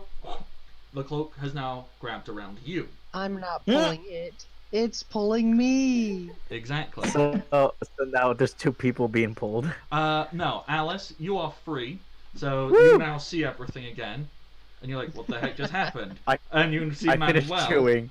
stood next to you, covered in a black cloak, going, what's going on? Ah! I finished chewing. And the final person from our wonderful pirate team, Zagreus. What do you want to do? Alright, everyone, Piper got the treasure, Chaos have finally ensued. Now to secure a safe escape. It's bomb time, everyone. I'm gonna bomb the wall of the stadium and make a big hole so we can all escape. Okay, so you just, how many bombs do you have? Or are you just using one? Alright. So let's see. Let me check. I got where's my inventory? Oh, there it is. So I got 5 smoke grenades and I got 2 frag grenades. So Okay. yeah. So I'm I can assuming. use all my frag grenades. Yep. So you get the 2 grenades. You double palm them. You just go, chuck them against the wall. Big hole. And The hole. Let's say it's big enough that the stadium, there's some instability. Like, all right, you have somebody roll me 1d4 plus 2. Oh no! I hope I didn't hit my teammates. Yeah. You've used lots of bombs. You understand how long something takes from being given a hole to when it will fall down. You have about 5 rounds before this entire stadium collapses. That's plenty of time. Yeah, that's plenty of time. And after the bomb sets off, I stand up on the rubbles and be like, ha ha! This ruled it. What is it? Where's my note? Thus rule the day you invite butt spread Dick Wrangler into your party. Adios, fuckers. Okay. Alright, wonderful. I love this. Okay. Manuel. It's my turn now. Ah, no. Can you make me a will save? Oh, no. A will saving throw? Mm-hmm. I'm like You know, as opposed to a billion. not great at saving those. throw. 6. Man, look at that beautiful roll. At this moment in time, you feel that this cloak wrapped around you is now taking control. And it makes you move. It physically wraps around your legs and makes you walk. And makes you take another step. And then it pulls on your arms and makes you pull back. And it makes you punch at Aoife.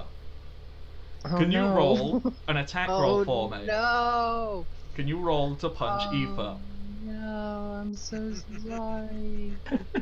And do I roll defense? Whew, Nat alright. 1. So So, I don't roll defense. there's a chance you could roll a nat 1, but Ouch. you're fine. Woo! Alright, So, good.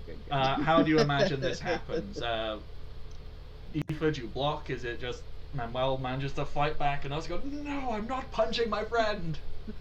I feel like it's like a combination of that and like since Eve is like already still like a recovering like stance from swinging the rope, just kind of like doing like a little like kind of like dance twirl thing off of this, Nice. just because fans made Okay, it. so, it needs to be asked, it needs to be addressed. This dance twirly thing, how Sailor Moon is it? Pretty Sailor Moon, like definitely up there. Yeah. Rope spinning, Mamoto's punching, you're like, no, by the power of the moon. I never watched Sailor Moon, I still need to. It's a fun one. I know. Yeah. I don't know if I should go back and watch like the original 90s or watch the remake of it. I'll figure it out. Okay. I think the remake wasn't bad. I think I watched some of it and just kind of never mind. Later. Well, Sailor Moon is a very important conversation, but a later one. Pirates. That was MC's turn. Who wants to go next? I would like to go next. Yes. Because I need to save my first mate. I was about to say I can grapple him if you let me. I can grapple. Let me. Oh, would that, if you succeed on grappling, would that give me, like, advantage or something? It will make things easier, yes. Oh, yeah, then do the grapple thing first. I will do the grapple thing. Okay. Be a I did the rock-solid grapple. crewmate. What did you roll? A 30 grapple. This guy's got a pretty good grapple. Wow. Because this is kind of like the key mechanic, but rolling a 30 is a slightly... Nope. That's a 22 he got on his. Jeezy peeps. So, no. Same. I'm a strengthy person. Yeah, so you grab this cloak, and you know, You know when you like in the morning when your parents wake you up and then tell you to get out of the bed and then you don't get out of the bed and they just pull the sheet right out. I was thinking kind of like a waiter at fancy restaurant, you know, where they pull the dinner cloth like that, so you go, Oh yeah. pull that. Manuel's just stood there, you pulled this cloak off, and it is now, you finally realize, as you whip the cloak off, there is a human face in this cloak, and there's like a little area where Yeah. that you can see like the imprint of a human, of a people on this cloak. You know, it has like where little hands would go and little feet. This is a person. And you have got it. You have yanked the cloak off. Is there anything else you would like to do? I'm gonna give it to the captain. Yeah. That's the end of my turn. Yeah, Here you so- go. You can have this. Captain King Rose, you have been presented this sheet of a person. I would like to impale the sheet of a person with a hockey-imbued strength. Okay, go for it. Cool. I think the way hockey works currently, it gives me +3 on the damage. Yes, I'm fairly certain it's +3. Does it give you a plus on the attack roll as well? I can't remember. All unarmed or weapon attacks deal an extra +3 damage. Okay. Cujo one was like weird. It did something special. Oh, I forget. why now? He's done nothing but roll terribly, and now he rolls a nat Does 20. he have some kind of negative because he's grappled, though? Or do I get some kind of bonus? You would... Well, actually, hang on. I lied. No. He doesn't get a defense roll. He's flat-footed. He's grappled. He doesn't get a defense roll. Ignore me. Hit him. Yeah, that's 11 damage. Yeah. That could hit a Logia user, if he's a Logia user. No. He is a paramecia. This person is the wielder of the cloak fruit. He is a cloak person. Does this cloak bleed, though? It do. You stab this Please cloak. threat. Your thorn pierces through, and the black cloak Cool. starts to like go red. What would you like to do with the needs blood? To make a fort save equal to DC equal to 10 plus my level, so it's 12. He rolled a 7. Yeah, so he is bleeding for, let me look at the thing. 4 rounds. Nice. Oof. And bleed damage. I need to double check. I'm fairly certain it's 1d4. I don't know what bleed damage is. I should, but... Well, thankfully, we have all this information on the Doodly What's-It Roll20, so let's find it. Status effects, bleeding, 1d4 damage per turn at the start of their turn. They take that damage. Yeah, cool. Okay. Alright, so who wants to go next?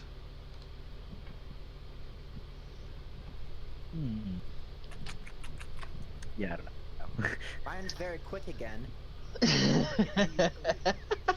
Are you still just running?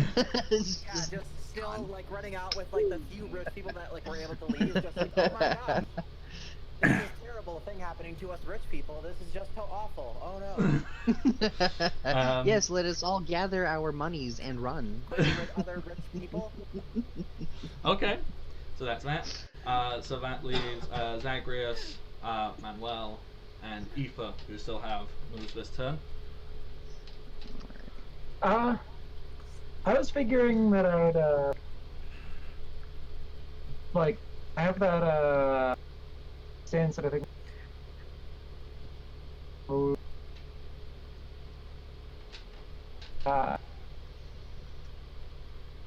But either way, I'm just gonna try to stick with So, Like- swing. sort of like, and just for like, you know, thematic, act like I'm just like to Okay. keep the root of like that I'm like up thing like say Okay. Yeah. 100%. You can totally do that. So you do that. You just get on. Is there anything else you need to do with that, or is that just it? Alright. Cool. I think that will be Okay then. So, if it's okay, then move on to Manuel slash Zacharias, whoever wants to move next. Manuel, you can go ahead and do anything you want. I know I have to go last. Whatever I'm doing, it's not gonna be something that's happened Okay. MC No Face is bleeding in front of me, right? I'm free. I can see Alice holding them, and that Rose did the stabby stab. Yeah. I'm Mhm. in my mind. Alice is holding this out kind of like a matador holds out a cape and has been stabbed. What would you like to do, Manuel? He is going to try and tear the cloak. Okay. So, what do we think is the appropriate thing to roll for that?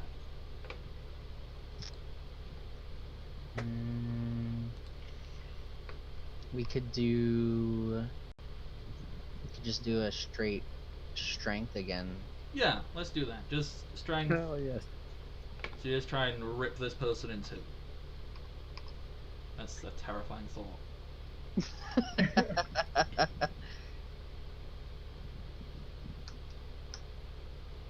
Oops, I forgot the slash.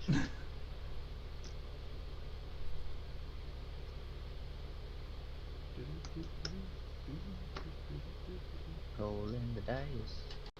That's a 20. Yeah. Yeah. Combat is really tearing up.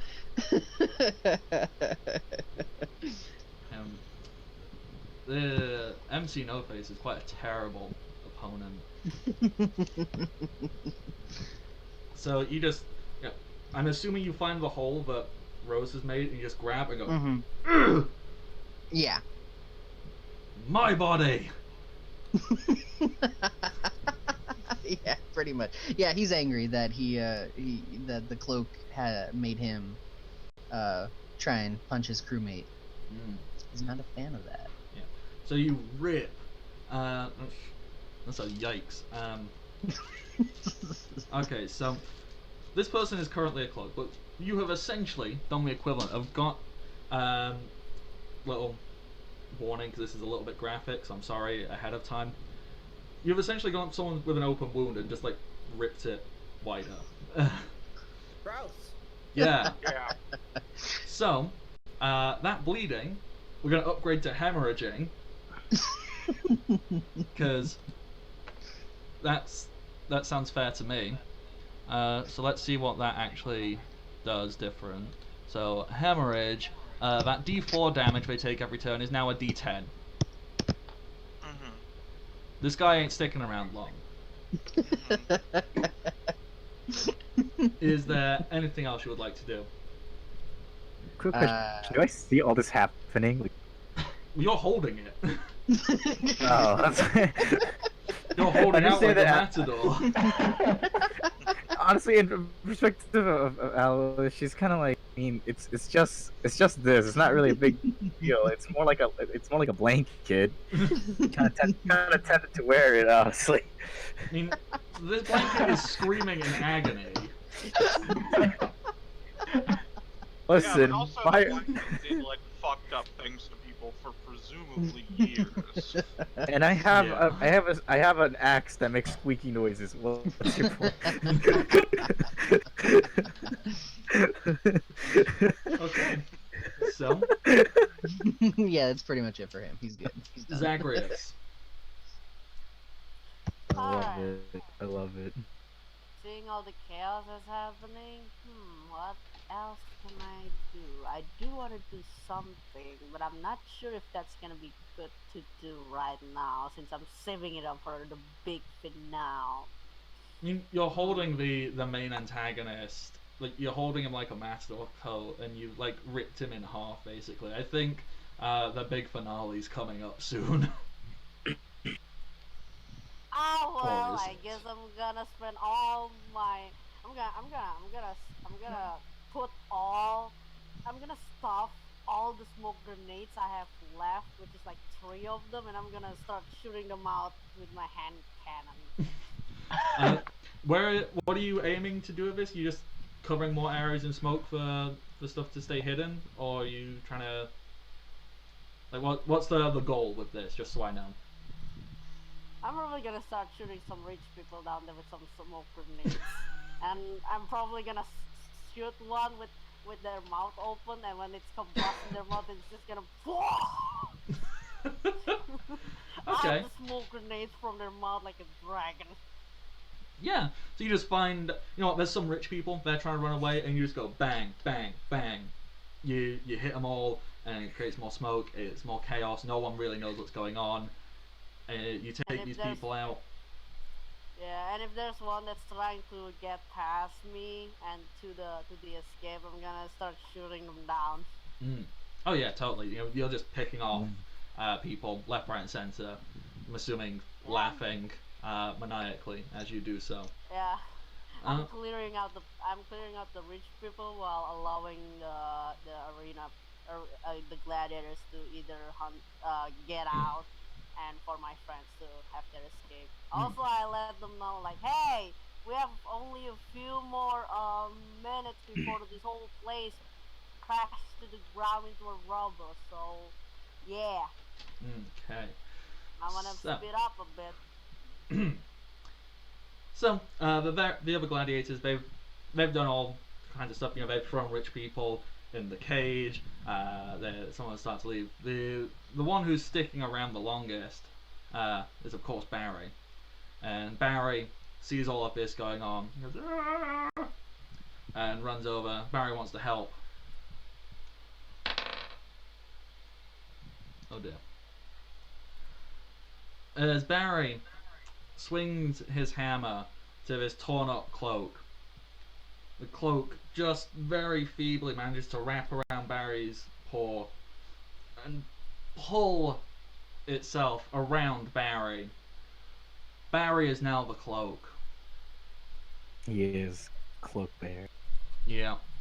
And as Cloak Barry swings to hit Manuel, can you roll defense for me, please?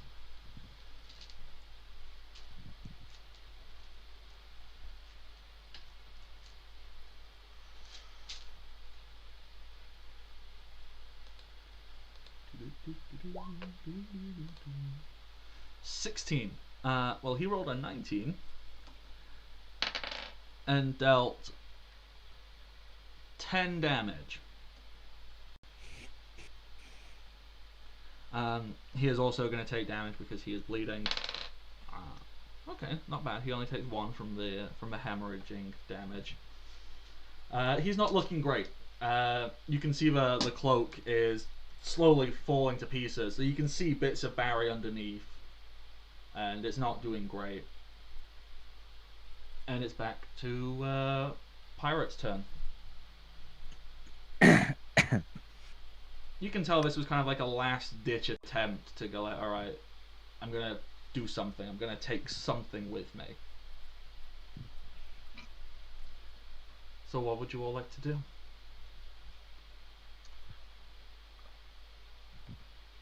Let's see. Manuel wants to tear that cloak off of Barry. So, if you're running up, do you want to roll a grapple for me? Which is just strength again. What's the strength going on today? You need help? Yeah, I could use some help pulling him off. Okay, Pulling Barry free. The two of you, for this, if you're helping each other, basically, both of you roll grapple, but both of you roll with a +2, and we'll take whoever rolls highest. Alright. And that'll be your collective score. So, collectively... I had a +2. Yeah. So, you've got a 25 as your collective grapple. You got a 24. So it's real close. Oh. But you... No, you won. It was real close for him, so it looks like this really epic, dramatic struggle as you both grab one of the tears.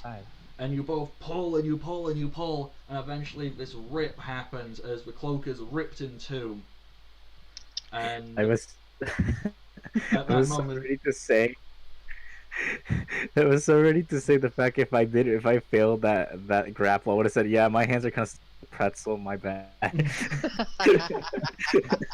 So, what happens is you're both pulling in separate directions. The cloak gets ripped in two, and Barry is freed. And as it is ripped in two, the form of the cloak disappears. I mean, you're stood close enough next to each other, but when he turns back into a people, he's back to normal. You haven't ripped a person in two.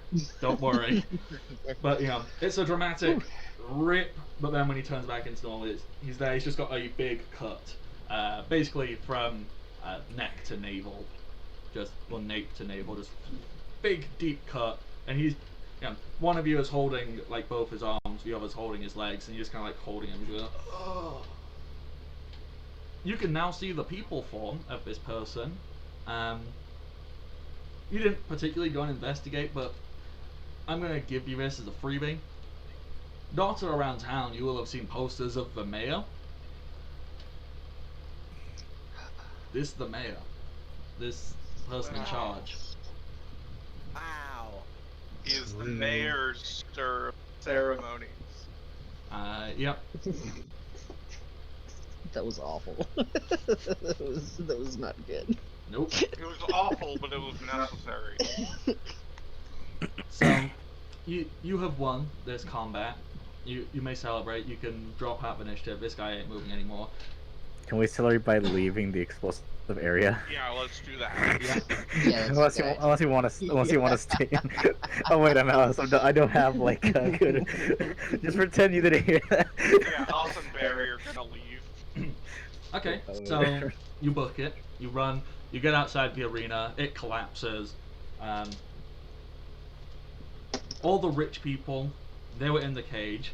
Miraculously, somehow, the cage just gets surrounded, so they don't get killed, they don't get crushed. They're just trapped in a cage. They are prisoners in their own creation of these caged death matches. The irony and poetic justice is lathered on thick. Yep. Did they have were there like rich people carts outside that they like rode here on? Sure. Okay. So everyone else runs outside. Viper's just sitting in one of the carts, like waiting for them with the box, just like with like a nail file or something. Just like, oh hey guys. It would, yeah. There was stabbings and grapples. It would have been nice if you helped, Viper. I got the box. I ate a Yeah, pretzel. I see that, but you could have hit people with the box. I played a very important part. Zegu's reaction to that is that, yeah, he plays a good part. He secured the treasure, and I did the bombing. I did the bomb fight.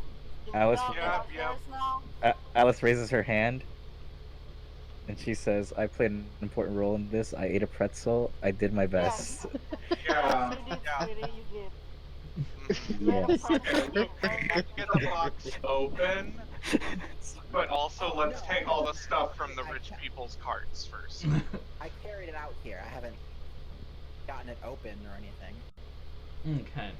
So, I would like to raid the rich people's carts for fabric, especially silk.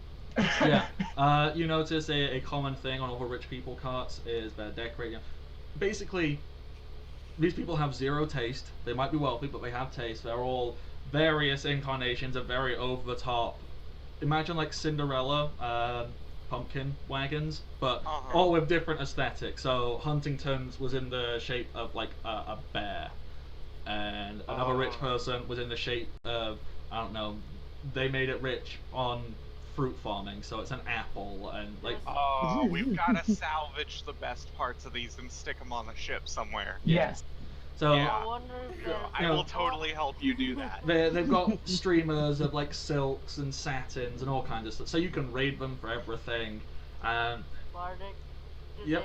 they have Shrek's wagon there? The onion wagon? yes, one of them is an onion tradesman, so there's an onion wagon. Collectively, if you know, obviously you need to sit and count it all, but when you gather all this and you crack open the box, you have a look in, there's a good solid like 15 million berry here. Hell yeah. Yeah. That's more than enough to pay somebody to give me a certificate. So, We can buy so many pretzels. Yeah, okay, pretzels, but also hear me out. Cannons. Rocks. Okay, you can put rocks in the cannons. Well, Wow, Captain, cannons Captain, have I ever told you you're the smartest person? Okay. Thank you. I'm glad someone recognizes this. So, you're sat outside. You've got a small collective of about like 8 gladiators and Barry, and you're all sat with all these things, all these carts, and you kind of just looking around. The Colosseum's falling, and Barry's going, "Arr," as if to say, "What now?" Now we're gonna take all this back to the ship, but then we're gonna totally help form a union. I think we should also give the gladiators like a significant portion of the betting, probably. Okay, wait. Okay, so how much money was it? Like 15 million? 15 million. Yeah. Okay, how about we just give them 5 million? Okay. That's fair. I thought you were going to say just 5. I'm like, here's what? This. We are gonna come back, but here's this. Okay. So, we are. It's half of the money. It's a half. Okay. Yeah, we divided it into 2 parts. It's half. We're getting very close to the end of this session, so I'm basically going to pose the same choice I gave to the Marines when it came to this point. Either we do a little montage now and explain what we would like to happen as the wrap up for this island, and then next session we start with us. Well, between sessions we choose where we want to go next, and we start next session traveling there, or we spend next session actually role playing out all the fun, cool stuff we want to do here. I vote actually role playing out the stuff. I want to start a union, and also there was I think there was like stuff on the other side of the island where there might be like cool stuff and also ghosts to fight in the gladiators' rest or whatever. Yeah. Can we do both? I mean, we could do a small montage now and then also do more stuff here next time. Yeah. And like, you know, obviously I can't plan this stuff because I then make up a bear gladiator and everything goes wrong. But you know, theoretically, we can aim it to be the first half of next session is build the union, explore. Second half, we choose a new place and we go there. Yeah. Yeah. So we can do that. Okay.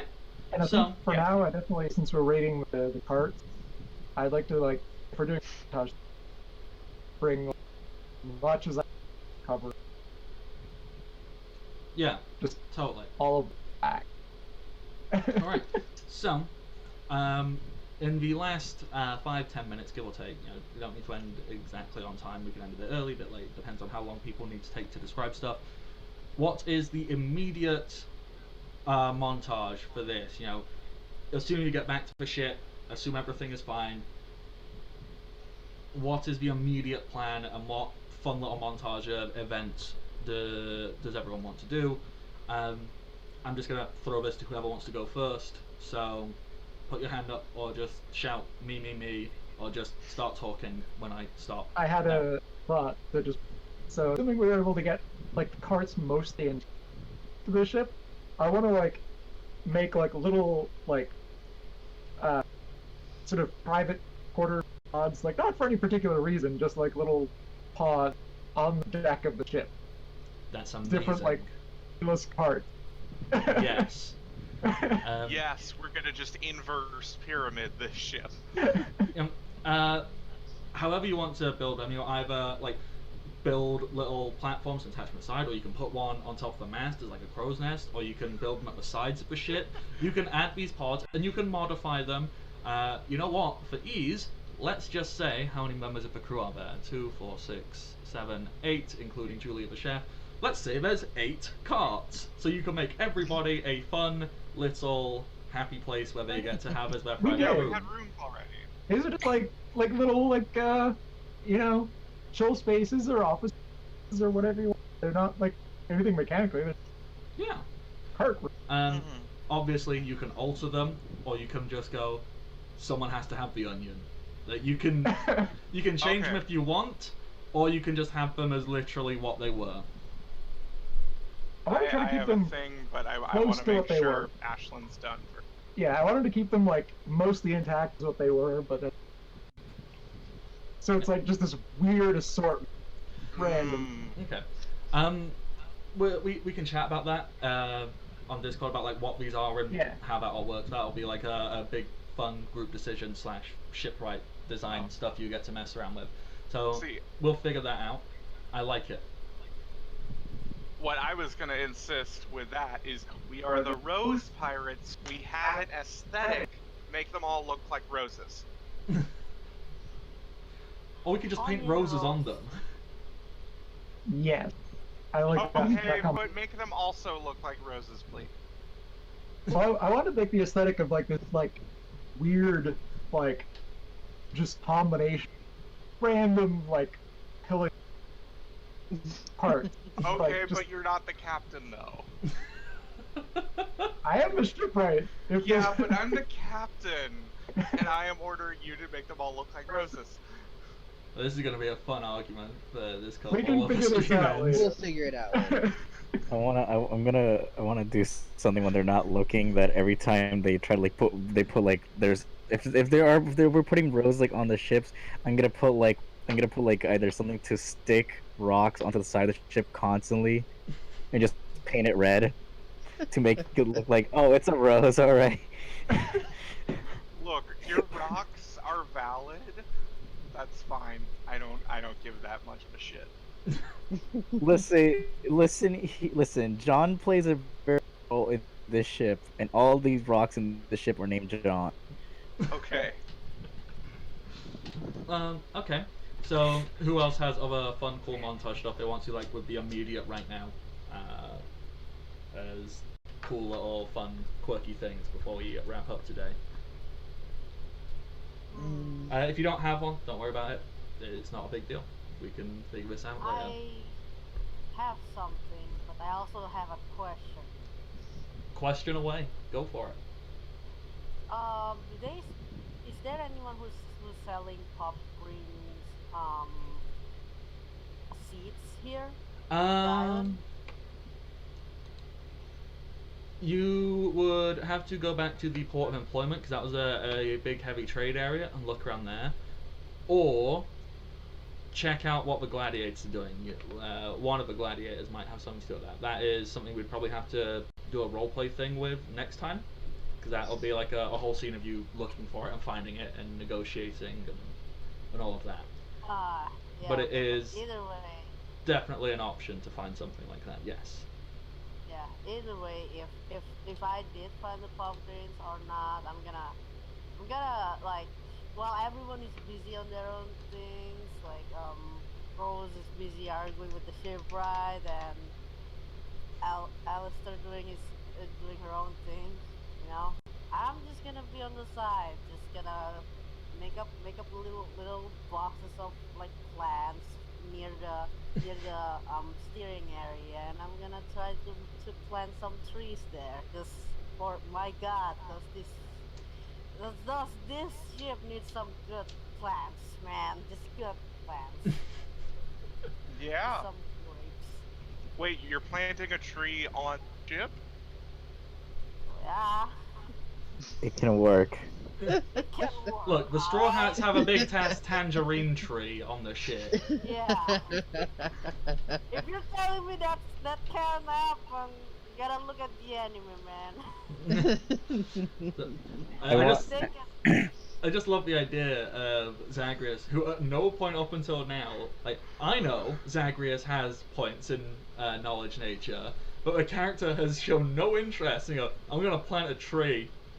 I'm gonna plant apple tree. And then I'm gonna make a new drink, alcoholic drink based on apples.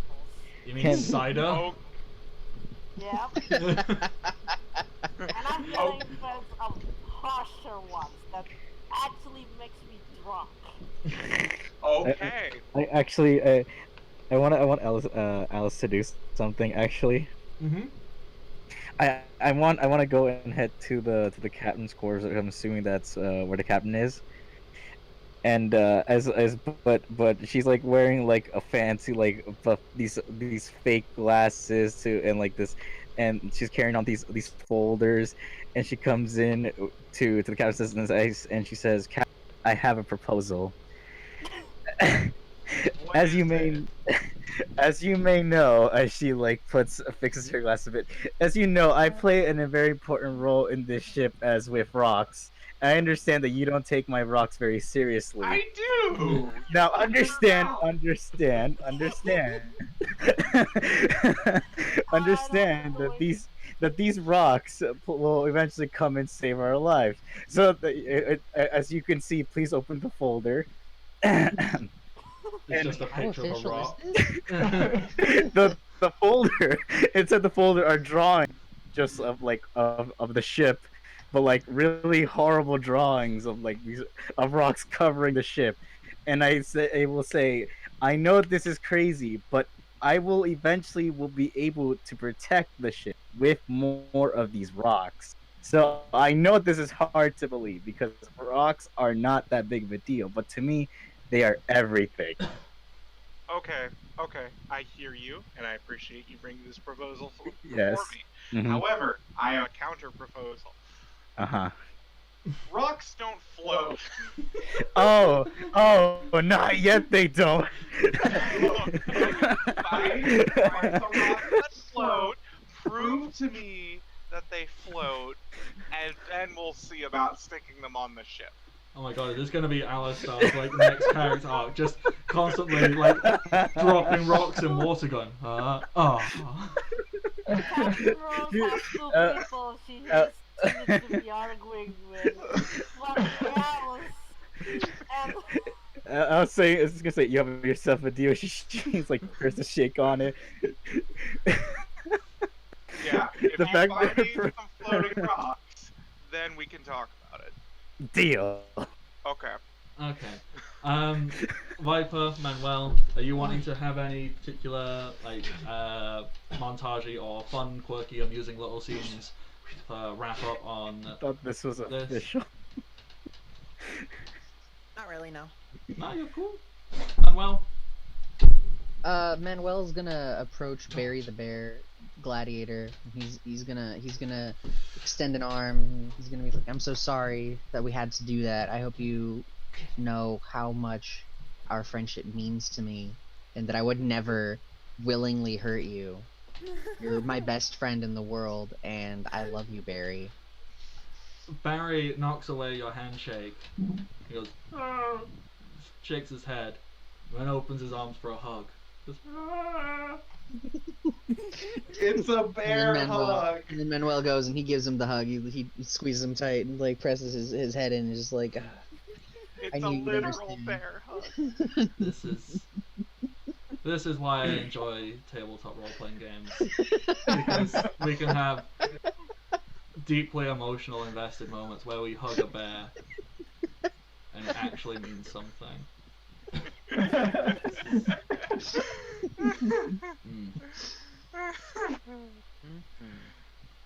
Also, I'm not your best friend. You're my captain. It's different. Okay, but are we not also buds? No, we're definitely friends, but like you're my captain too. It's there's like that it makes sense. It's Captain. It You have is, to it's find. very- You it's have to find. You have to find your rock. As you can see, Manuel's rock is Barry. You can't be his rock.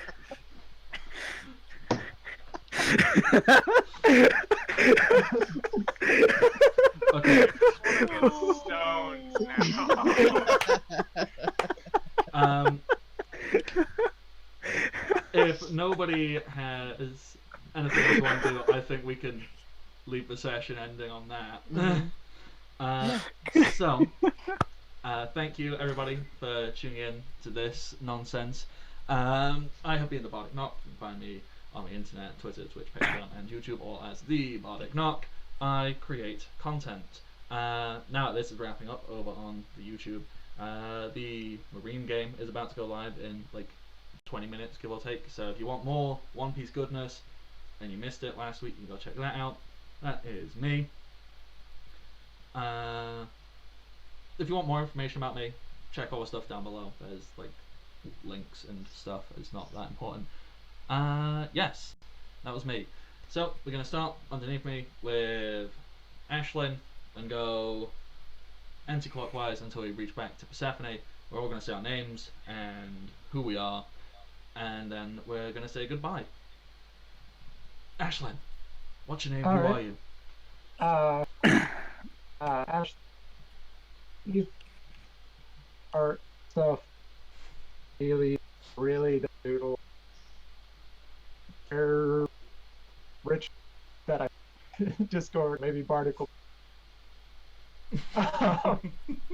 Yeah. Yes. Alrighty. So that was Ashlyn. Al, who are you? Well, I am Al. I play Alistair Fainair. I don't plan anything that I say when I play as this character. I don't know if I regret everything that I say, but I'm loving it so far. That's all. This is a game where we have a 3-session arc based around a bear that didn't exist until you said, "Hey, what's in the forest?" And I went, "I don't know, a bear." And then I stuck up to it and added it. So I think it's safe to say none of us know what's going on or plan.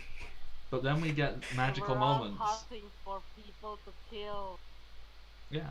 But now we have magical moments like Manuel and Barry hugging. Yeah. And it was Truly. beautiful and Is sincere. Manuel part of our crew now or not? No, I was already part of the crew. Do you mean it's Barry? Let's say, wait, what? When did this happen? This is He wasn't part of arc. the entire first session. Was him trying to join, trying to earn our trust. We'll have a discussion about whether or not Barry joins the crew. That'll be a fun little thing to figure out. Okay. Kill Barry. Jose, who are you? I am me, Jose. I play Manuel Padral Ribero, the lovely, lovely friend of Barry the Bear Gladiator. And I'm really just a figment of your collective imaginations. I mean, that sounds about right. I don't know why I imagined you with facial hair before now, but I don't know. Noah, who are you? Well, I'm Noah, and well, I play daggers, and we did the same, right? I forgot. Sorry. Hmm? Basically, we did the same. We were doing the same thing as the intro, right? Say Yeah. our name and stuff. Who like you that. are, why you're on the internet, Sorry, I forgot. if we want, where we can find you doing more You can stuff. find me. You can find me at Oren Rune, at Instagram, Twitter, and you can find me again tomorrow at New to the Party channel playing as the Barbarian Titan. There we go. Lily! Me? Yes, you're Lily. Okay. Hi. I'm Lily. Thanks for all for hanging out with us today. It was a lot of fun. You can find me everywhere at Lilypad Nebula. Yeah. Hopefully we'll see y'all in 2 weeks from now. Have a good day. And finally, our captain, who now has to have many, many arguments and discussions about what people can and can't do to her shit. Yeah, I want it fair and square in a card game. Thank you very much. Hi, I'm Persephone. You can find me at Persephone Hime on Twitter. And also, again, like before, on Thursday nights at 9 p.m. EST, playing Hyperdrive, a Star Wars airlock pack. I'm playing a cool Sith lady that is every Thursday night at 9 p.m. Eastern. Really, you just shouldn't be... There's nothing really better to watch during that time, so come watch us, please. Yeah. Thanks. specifically like tabletop role playing games. What else would you watch? Yeah. There's nothing good. Even if there was, we're a lot gayer. So. I mean, big plus. Yeah. Alrighty. So that's all of us. Thank you for tuning in and being a part of this wonderful, wonderful nonsense. I'll be streaming more stuff at times and days. If you want information on those times and days, they're on my Twitter and also in my Discord, which I have one, which I have. Until next time, everybody. Look, I'm trying to be as honest as possible, so I can't run around. Oh, it's amazing, it's great. Like, nope, I have it. It's there. It exists. Bardic Knock exists on the internet. Can't argue with that. You can't, and that's the beauty of it. So, until next time, everybody, stay safe and happy Unless adventures. you argue that none of us actually exist. Oh God, Lily, Bye.